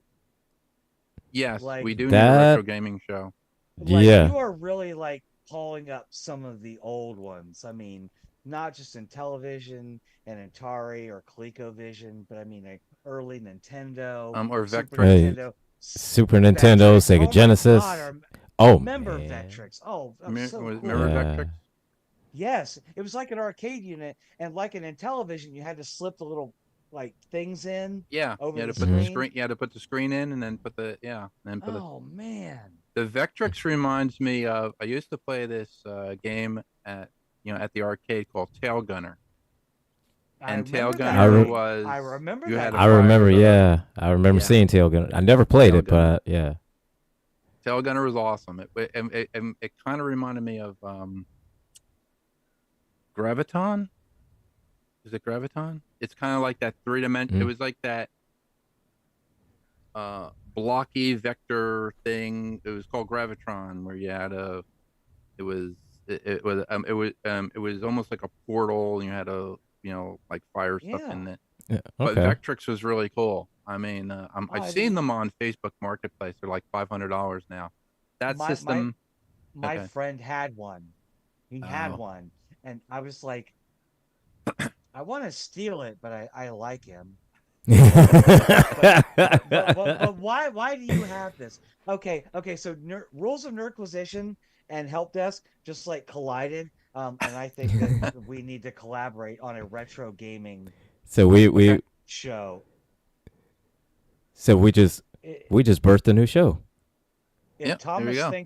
If Thomas thinks he can't list all our titles and hostings and shows on the Villains View now, Oh, look here. we about to give him another one, because I think the three of us could retro game forever. Yeah. Oh, yeah, 'cause I mean- like we could cite like new games, but going back to the old, Like old games. Nintendo games, Super Nintendo Yeah, the games, old Sega Nintendo Genesis games, even like the Sega Master System games. It was Yeah. never had a Sega Master System, Sega Genesis, Last and I had a Super Nintendo. I had to beg for a Super Nintendo though.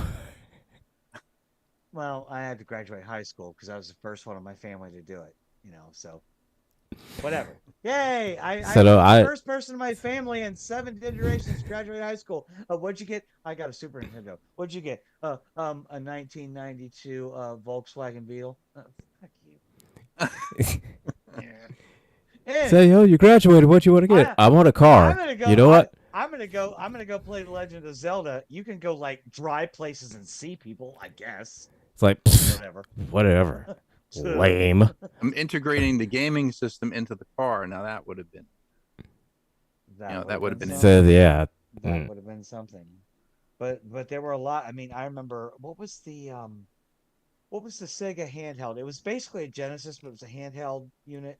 Oh, Sega. what are you talking Oh, Switch. nope. Not I remember Sega. because I had No, not one. this way. I had one because I love that what was that game?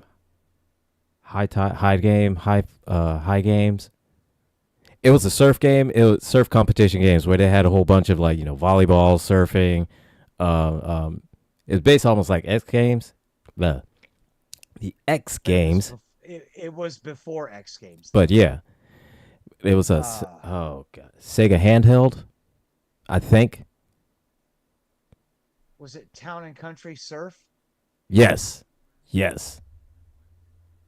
And it had 3 levels. There was a skateboarding, Mm-hmm. surfing, and then what was the third one? I want to say it was volleyball, but I don't. But it was definitely. Thank you. Yeah. Yeah, it was beach volleyball. Yeah, and it was like Uh, you could play a gorilla or this like dude with a tiki mask on, Mm-hmm. So and yeah. then I love that game. and then your Game beard Gear and then Game Gear. That's it. Game The Gear. Sega Game Game Yes. Gear Gear. is an So 8-bit fourth generation handheld game console released by Sega October 6, 1990. many a night did I stay up until like 6 in the morning, 1 hour before I had to get up to go to school, playing just Sonic the Hedgehog on that thing. Just oh wow. Oh, Game I Gear. love playing the surfing on that. I killed that surfing competition every Yes. time. Oh, I Yes. love that surfing Yes. on Town and Country. Now, okay, maybe this is a subject that we bring up on this newly birthed retro gaming show that we're going to come up with, the three of us.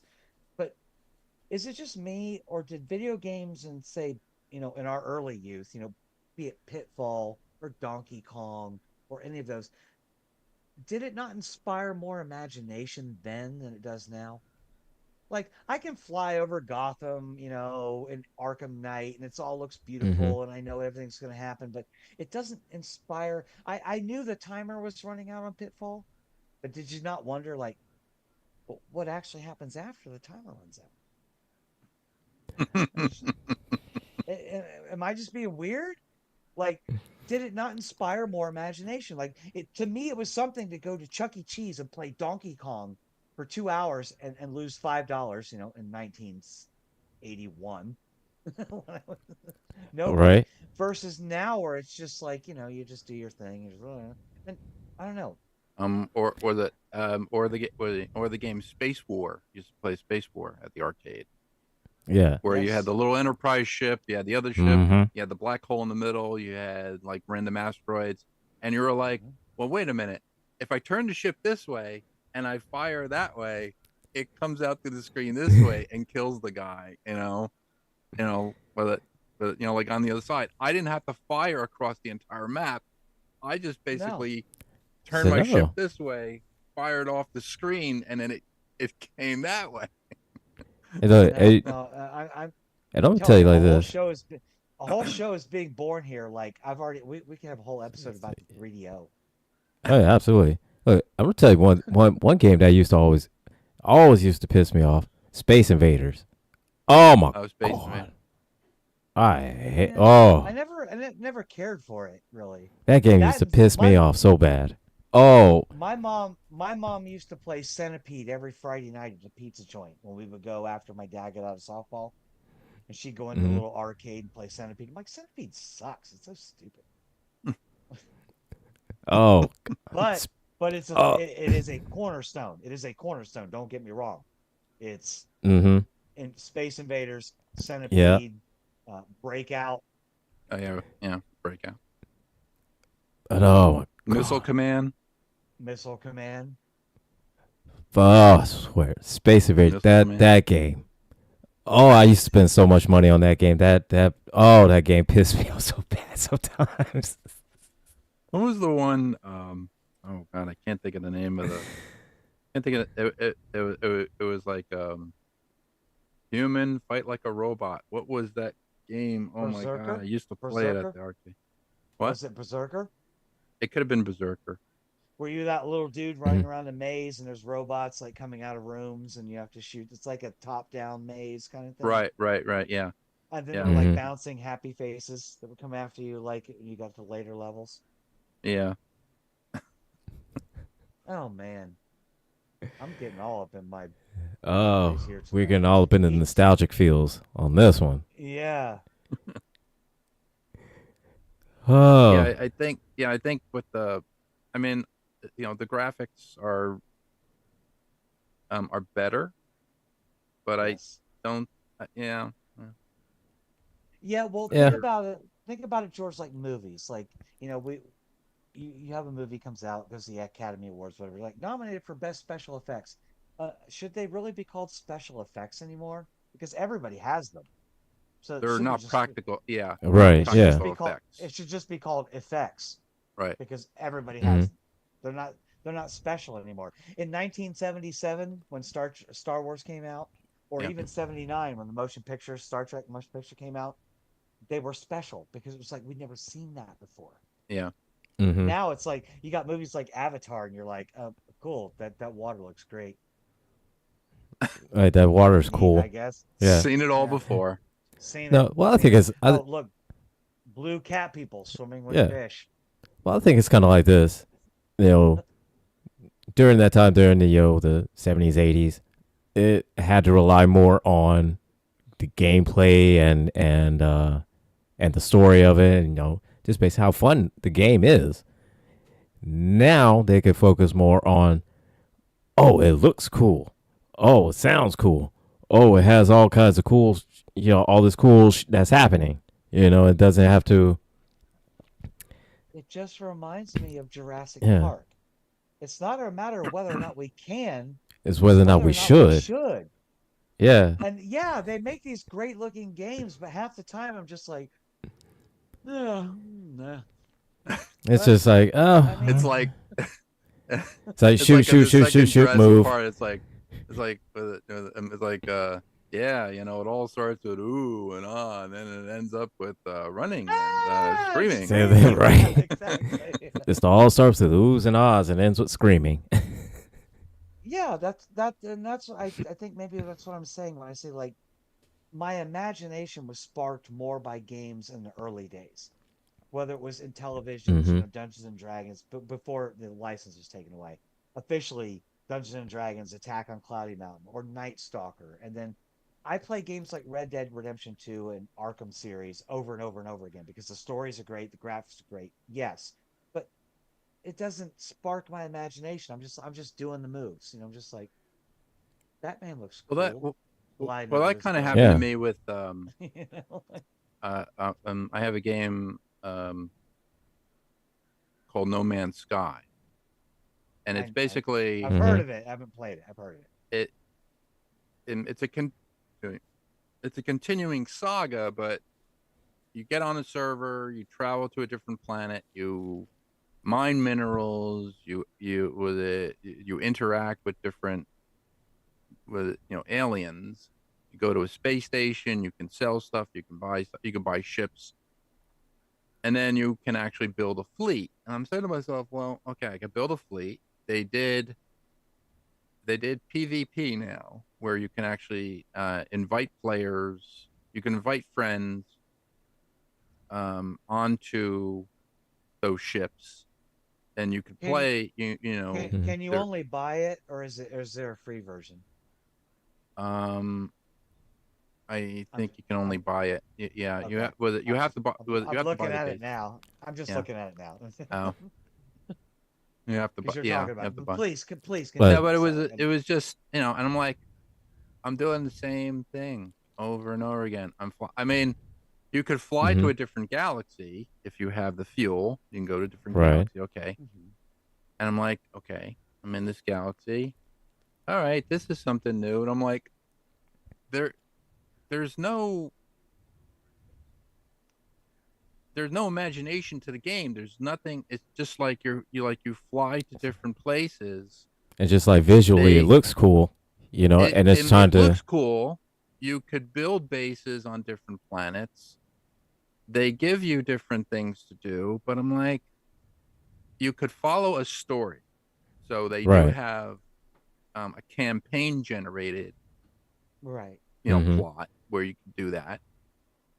And the story is somewhat complicated. There is they did a thing kind of like Stargate where you can find these symbols on different planets, put the symbols together to try to rescue this alien who you do not know is corporeal or not, and then use those coordinates to punch it into this thing. You dial up sequence, and then you create the Stargate, thing like this wormhole. You Right. walk through, and you're on the other side of the galaxy on this different planet. But then all your other stuff is in that galaxy, and you're like, well, what happened to my fleet?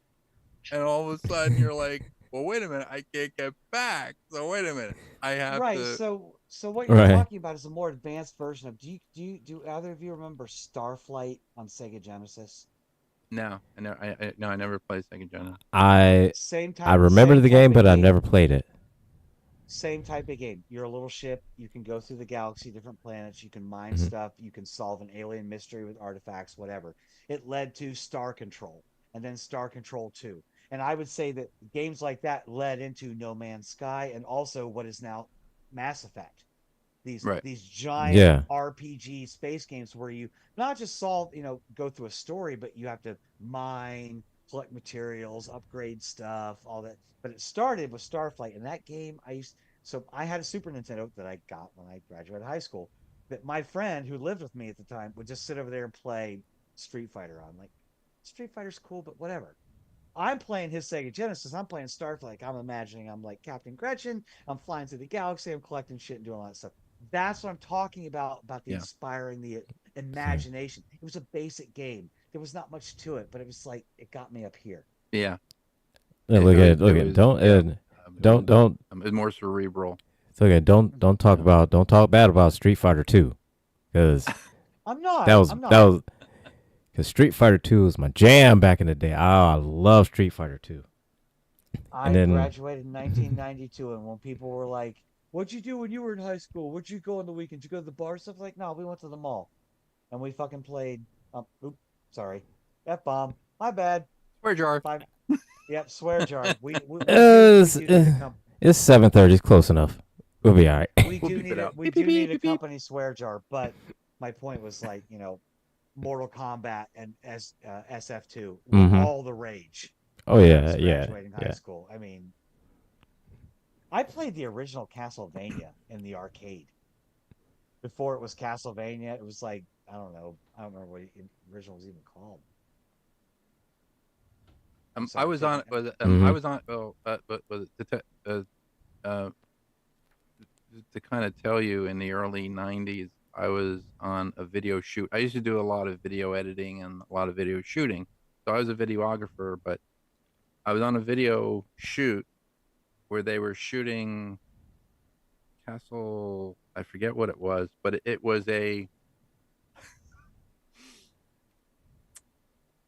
was a video game, but it was more pornographic, I should say.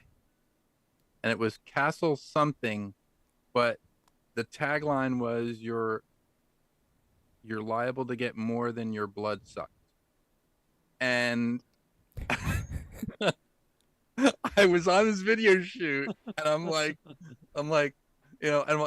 doing it. I'm setting up the camera, and they're like, well, we're gonna do this scene, and, and I'm like, and I'm like, standing there, and I'm looking at my boss, going, "What the hell did you just bring us into?" And he goes, "Well, this is for a video game." I'm like, "It's porno." He goes, "No, no, no, it's for a video. No, no, no. I was like, I said, I got nothing to say. I'm gonna do my job. I'm gonna take. So we had to take the thing back because there was two guys I used to work for, at this video place.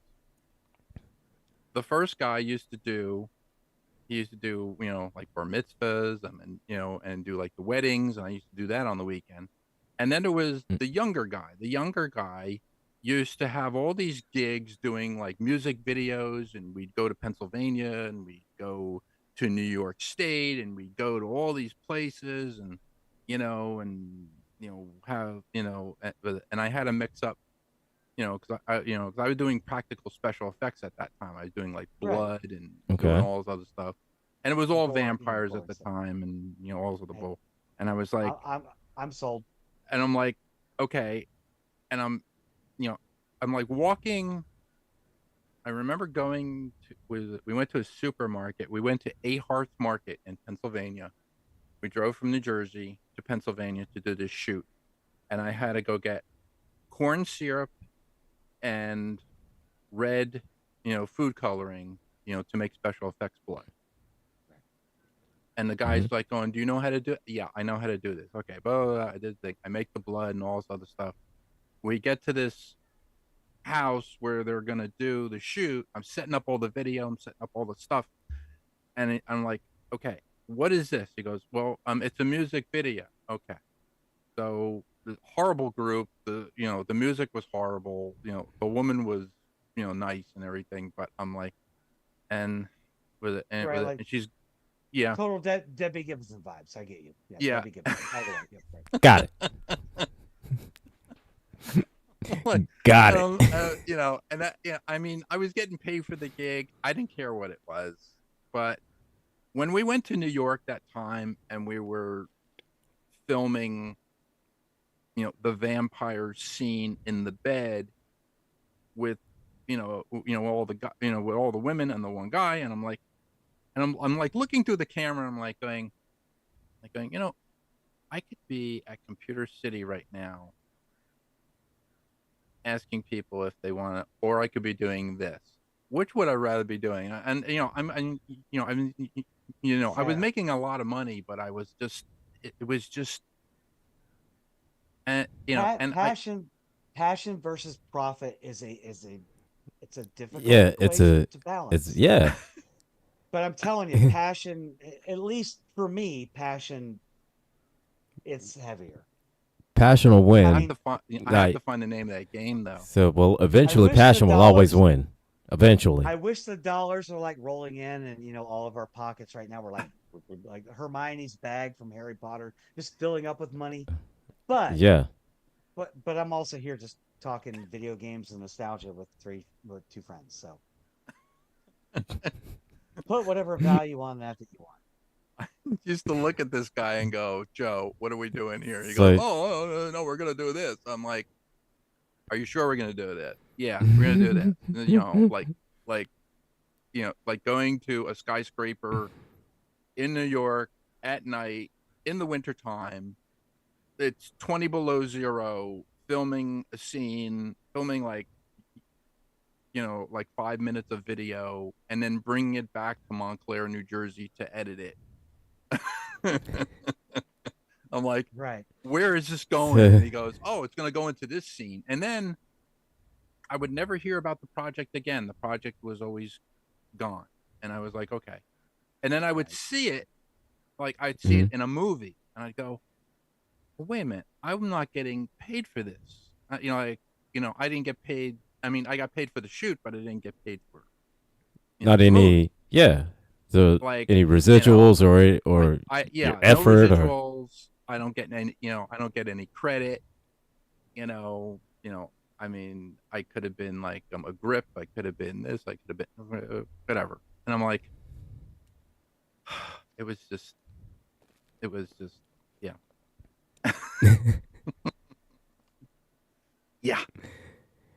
But talking about that. But so we were supposed to be talking about transport. Jeff is not going to be on tonight, so we can go a little overtime if you want to.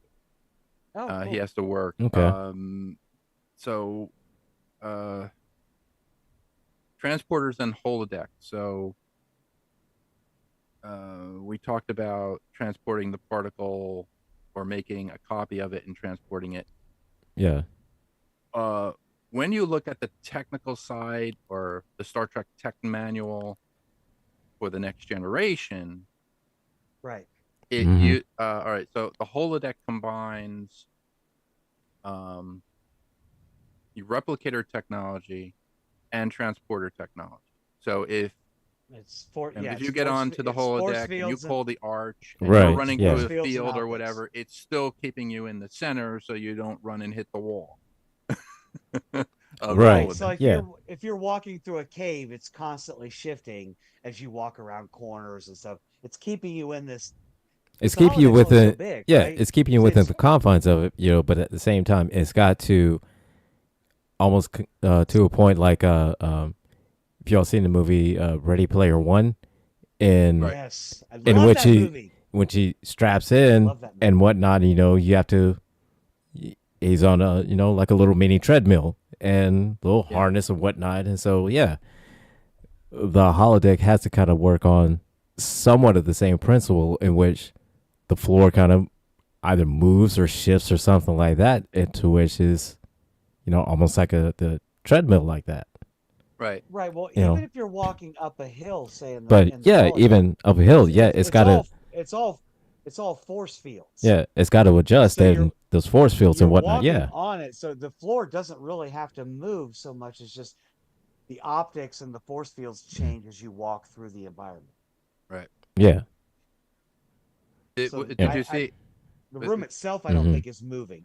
Like, Right. am I making it like Yeah. Yes. the Yeah, no, walls no, and the I floors? yeah, Right. no, I They're get it. static. Yeah, Got okay, it's okay. Well, yeah, the transporter technology and the replicator technology are keeping you centered.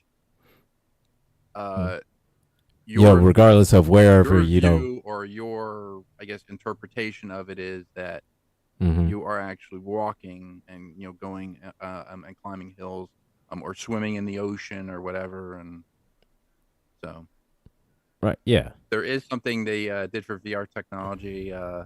They made this new floor that you can walk on, and it's kind of like a treadmill, but you can walk. Right. hmm You can walk actually, 360 degrees. So like wherever you walk, you're with your feet are moving, but you're not actually going anywhere. You're staying within the confines Right. of the yeah, yeah. No, uh, I totally get you. I'm sorry. I'm looking up the dimensions of a holodeck because I'm such a nerd. I have to know now. I have to know. But most of the sources are saying a holodeck is only like 20 by 20 feet. That's not very big. no, No, not very big. no, not really. I mean, it Yeah, I'm seems in a about the size of nine just by a. Uh, I'm in a 9 by 15 bedroom right now, so not much bigger than the room I'm in. That's just weird. 20 by 20. Well, that was like the episode with Worf and his mm, brother, played by Paul Sorvino, where they take the yeah, people and they say, "Well, when you get to the other side of the planet, the stars will change, or something like that, or Right. right, yeah, and you'll be, yeah." I remember that one. What yeah. about the computing power though? Like, okay, so the stars are going to change when they get to where they're going, but shouldn't they be changing as they travel? So the computer's going to have to keep up with that too and create some kind of simulation of these stars they know transitioning into those that they don't.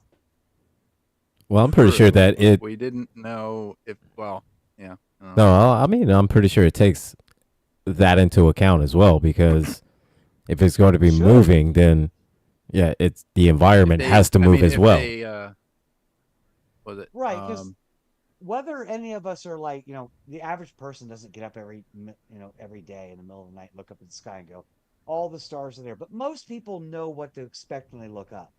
right? Even Yeah. the average person could look up and be like, "Well, what?" and see That hmm something different that they wouldn't that normally actually touches notice. on Right. the story that I'm writing. The one girl, uh, the one girl Perfect. paints a picture of a planetary star system, and these astronomers in Alamogordo, New Mexico, are actually concentrating on this section of the sky, and they they see her picture. She's in high school. She entered some sort of a contest. They see her picture and they want to buy. They want to buy the painting.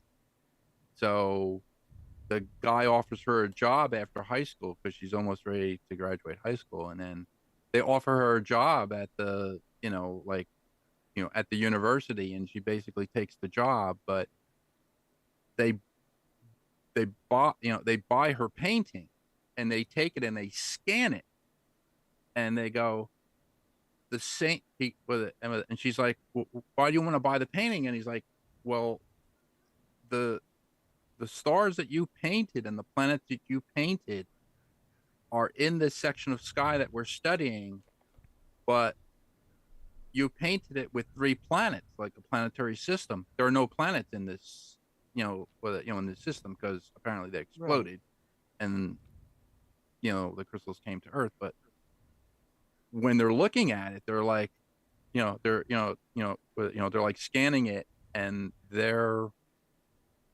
celestial model did not take into account stellar drift. So they put those coordinates in, and they go, oh, and then they align her picture, which happened like 50 million years ago, to now, and the same stars are there, but there's something wrong. There's something that's there's like a mystery there, and that's the mystery they have to solve. Good. And I and have like and she's I have like two Okay. dozen questions for you about this story. uh, Seriously, like I was like, I'm gonna wait. I'm gonna ask two questions. Like three, go four, ahead, ask me a 6, question. 7, 8, 9, 10, 11. No, just so I guess first of all, most importantly, so you've been right. How long you've been writing the story? Since 2013 to now. Okay, so Mm. 13 years, I 12, only 10, Okay. have 10, 11, I 12 mean, years. I get up in the morning, I get up early, and I write about an hour. I'll type an hour.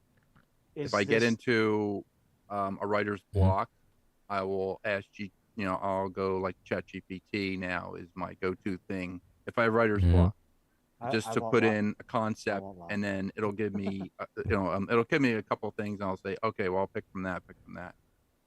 Yeah, if you can get Yeah. ideas Yeah. from Oh it, yeah. no, that's fine. So yeah, so you're over a decade into it. Now this is something you're doing on your own, right? Gilbert, you don't have anything to do with this. It's not like a collab or anything. No. No. No, No. No. Yeah. It's This all George. is all him. Yeah.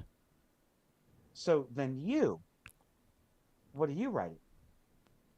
I know you're writing something. I know. Oh well. I don't See have to. I don't what? have to know everything about you to know you've written something.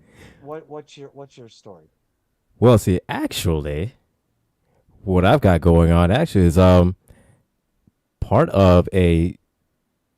Well, it's a series. It's a actually it's two. One I've got um I'm We're all rewriting a nerds script. here. I'm We're rewriting a all ner- script.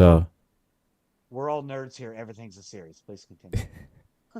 Well, the first one it's a movie that's going to be turned into a series, and basically it's a vampire type of thriller type of thing, and I'm rewriting it because a friend of mine before he died, rest in peace, Doug. So he wrote it, and I'm rewriting it to kind of take away a little bit of the add a little bit more sense to it, fill in some of the plot holes, and take away a little bit of the um, um, um, white supremacy. And another one I'm working on, and this one Just is FYI to anyone listening, white supremacy is not a bad word. It's only bad to be one. Thank you. Please continue. the more you know. So next one I'm working on is actually one I'm telling about my life, and I'm giving it like a whole science, sci-fi type of fantasy twist to it. Twist. Yeah, and so that one is uh, essentially it's a story about I'm writing it in a whole script about my fight with depression. So every episode is going to be something about a part of my life, um, people that have helped me, people that have affected me. Every episode is going to be like that, and it's going to essentially take an aspect or a personality trait of myself and make it I made into a whole separate person. So I have a half a cast of men, half a cast of women, and which all represents an aspect of me. And I'm Version of writing a everybody whole else there. episodes of each one. That's cool. So That's cool. That's so very yeah, interesting. that these sort I've been working on I those know. since 2012. I Yeah. knew Gilbert was writing something, and I knew when he said he was, it was going to be amazing and interesting. So yes. So Sorry, I can't the sing one I'm like most proud Tom. of. I'm going to vote for Trump. No, I can't do that. I'm I'm sorry. on vote for Trump. No, but yeah, the one I'm most proud of is the one Infinite, which is I named it with about my fight with depression. And so because it's always a constant struggle. It's always a fight. Yes. It always is. And so yeah, that's and again, just like with George, every now and again I'll get into a writer's block with an episode, and then Chat GPT, I need help. Can you help me write out this story about this or about that? And to its credit, Chat GPT comes through, and then it's like, oh, It well, does. okay, all right, and Yeah, it gives me something that I could definitely work with. I And came up with a yeah, concept for a story years ago, and I thought it was, when I came up with it, and then it's like add a little Chat GPT into it now. It's like, mm-hmm. wow, you might have a Christmas time bestseller on your hand. Like, All I didn't right. quite think of that. Weirdly enough, yeah, my first published work is probably going to be a Christian-based story about Santa Claus, Oh, nice, nice. a Christmas story. So, Yeah, weird. You'd so be like, the Gretchen wrote that? all What? right. I was like, hopefully it's not going to be What? called Red What? One. I Wasn't she just making know. video? Wasn't she just making videos like the other day where she was cursing somebody she met on TikTok? Like what? So yeah, she's a complicated person. She is a dichotomy. You know, two things can be true at the same time, and that is especially with her. Yeah. And so, as a matter Well, of fact, when they with were encoding me on the quartz crystal, they just overwrote me with like several other dozen me's that were made by George when he was with his machine. right, and so yeah, and We've come full We circle. We've come full circle. yeah, but we right. always was we always included the wink at the end. The wink is the best thing. Like So, yeah, We're not quite especially there yet. We still especially got some with time before I gotta thank anyone for stopping by. But oh, yeah, because the wink comes with thanks for stopping by because that's trademark it Gretchen. does. That's trade. Yeah. That, It that's does. that's And trademark Gretchen. you know what? It actually has two meanings. Like if I were just saying talking to you guys, like, no, hey, thanks for stopping by. Like actually me Mm. genuinely thanking you for coming and spending time in my presence. But then, sometimes it's dismissive. Just like, thanks for stopping by. There's the door. See yourself out. Right. That's the translation. Yeah. So Yeah. As a matter of fact, I'm actually working on the trailer for both of them, and for both the Infinite and the other series that I'm calling Source. And nice. the Source trailer should be out in a couple months. It just I only got one machine working on it, and that shit's so slow is getting slow. Still pretty fast, but it's getting slow. I just need something to render it faster. And the other one, I'm going to try to get those around at the same time. So yeah, in like another couple months or so. So Did you ever use Bryce 3D to model I animals have, on PC? I have, yeah, Yeah. I use it, I yeah, did that too. Yeah, I've got some old like renderings. You just said rendering, and it just gave me like Yeah. PTSD. I remember click render on Bryce 3D. It's like 47 hours. Oh, damn it! So you just walk away from your computer for 2 days just yeah, so the yeah, picture renders.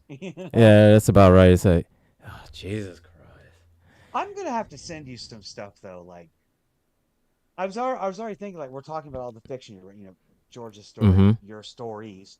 I've got several. I think I've written a total of 13 novels over the past 23 years.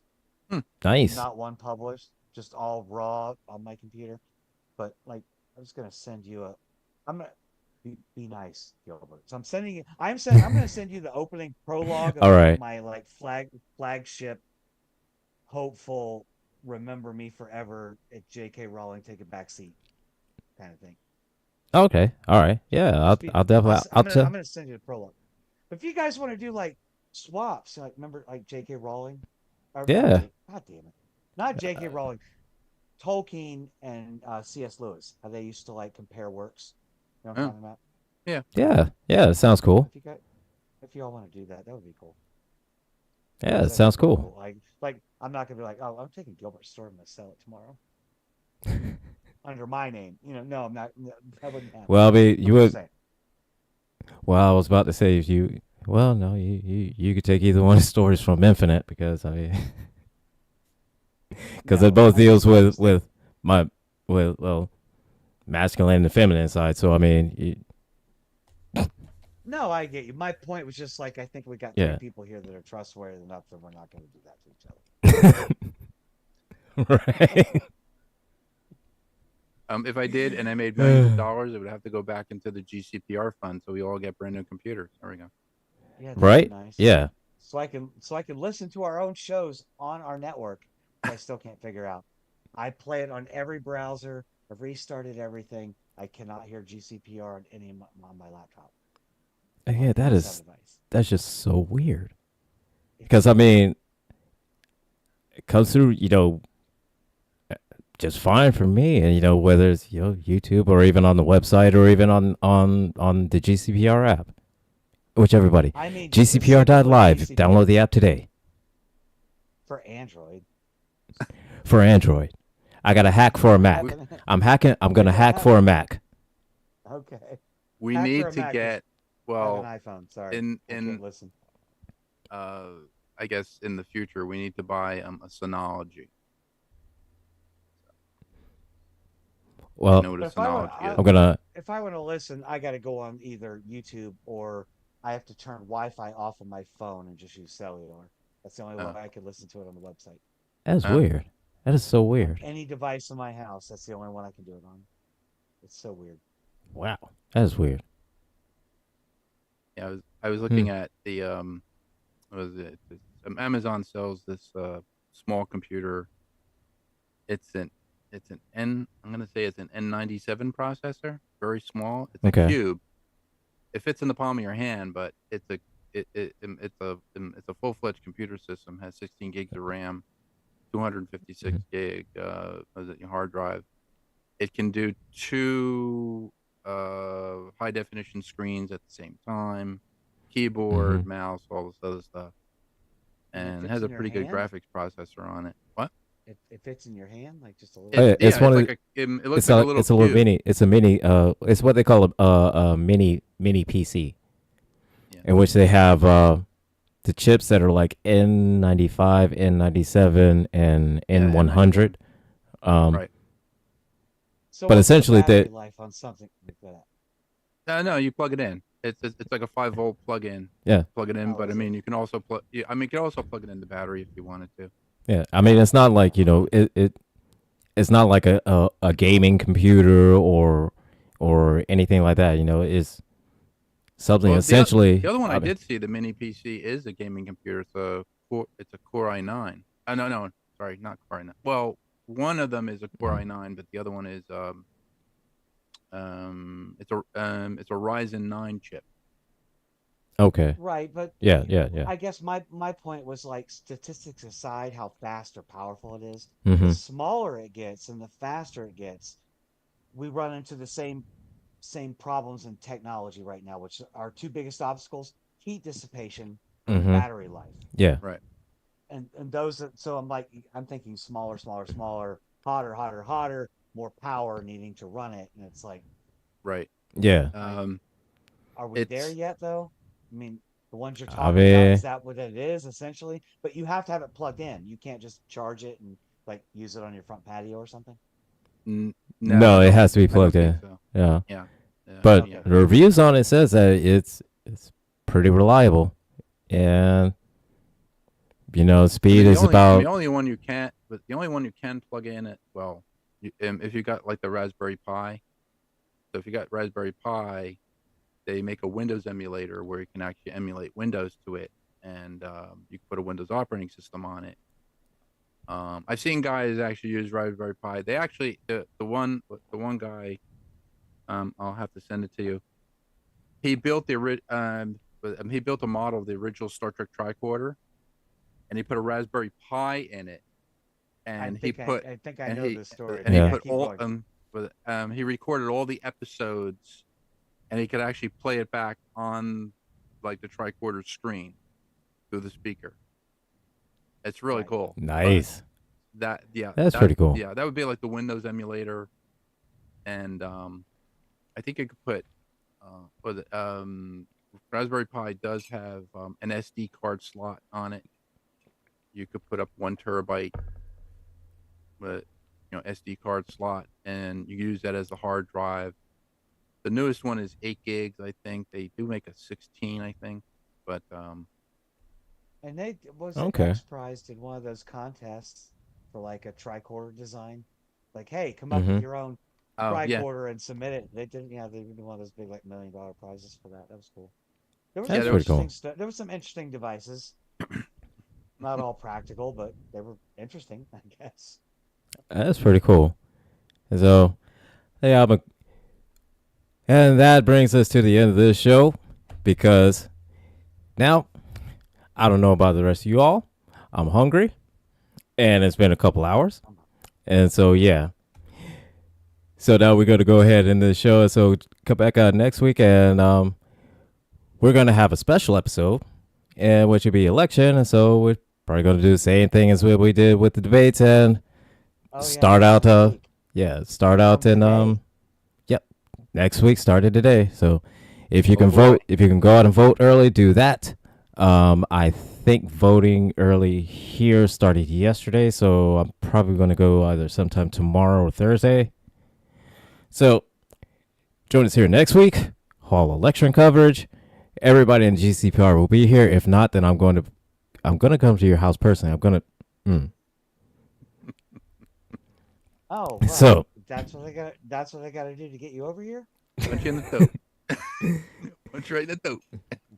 punch you right in the throat. Right in the throat. In Just- the throat. Right in the throat. So, yeah, and I do want to thank Gretchen for coming in, and thanks for Yeah, stopping by, thank Gretchen. you very much. It's always a better show when she's on here. I Because- talk, I talk too much. I talk too much. What are you You talking can always about? say shut up.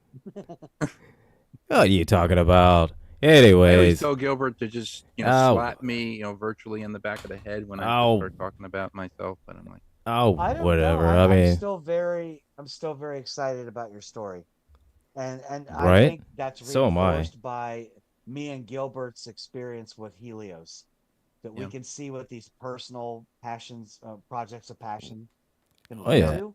yeah, And absolutely. we already adore Helios. Like, Right? we need the So we need the actual Helios. Steve, Tom, come on, Where's the We need official the launch? we need Anyway, the I'll official. stop We need the official Helios, Steve. Come Um, on with you it. are you guys gonna have anybody else? I think I gave you Oh, Eric Chu's yes. number. You gave me Uh, Eric I gave Choose. you Darren Doctorman. Darren Doctorman is actually from Trexperts. Was it CJ, Tom's friend? Who they lost I somebody, believe so. and there was a friend who was. And there was It was in Um, my email. Andre Tom Bormes, said- but I know Tom. him. Yes, Tom spoke to yes. him. You said It's him. Andre Bermanis, Andre yeah. Bermanis. Thank Yes, you. Yes. yes. Yes. He wants to come on. I got to respond to him. He was just he was moving for like a month or two, like Oh, okay. traveling stuff. So Yeah. So yes, I got to get in touch with him. I have his email. We've Uh, already talked. Christopher Penfold was the one who passed away. I mhm. think he was writing Helios with Steve. I met him at the 2018, Space 1909 convention. Very, very nice guy. I haven't talked to Cool. either one Cool. of them Cool. in a Cool. while. I mean, I see Tom does updates on Facebook. I haven't talked to Steve. Oh, Tom McLaren's awesome. I've never. I mean, I've never. I mean, I've watched the interview and he's fantastic. I love Tom. Oh, I love Tom is great. Tom is great. I want to talk to him again. Me and Gilbert want to get him back on the show. Absolutely. I want So to talk to Steve again. Just say, Yeah. hey, what's up? yeah, just like talking to him. Launch of Helios. He's just cool. He just seems like a cool dude just to talk to. So Yeah. yeah, we're gonna go ahead in this, and I gotta eat, watch NXT, Yeah, eat so something. I can get caught up in everything for Superplex Party. That's going to next couple days. So coming up, we've got Jeff Kennedy. He's taking a night off, He's taking a night off at TKE tonight, so I So- don't have double duty tonight. so We have You don't have to Nathan worry at about 11. we have T Nathan at 11. We've got the Hurricane Girls at 9. Nine? Yep. 9. I will Yes. be monitoring that broadcast, and if there's something going on, I will tell you. I try So- to monitor everybody's broadcast. So. So same here. So yeah, go back and check us out, and we'll see you here next week. Everybody, take care. Bye.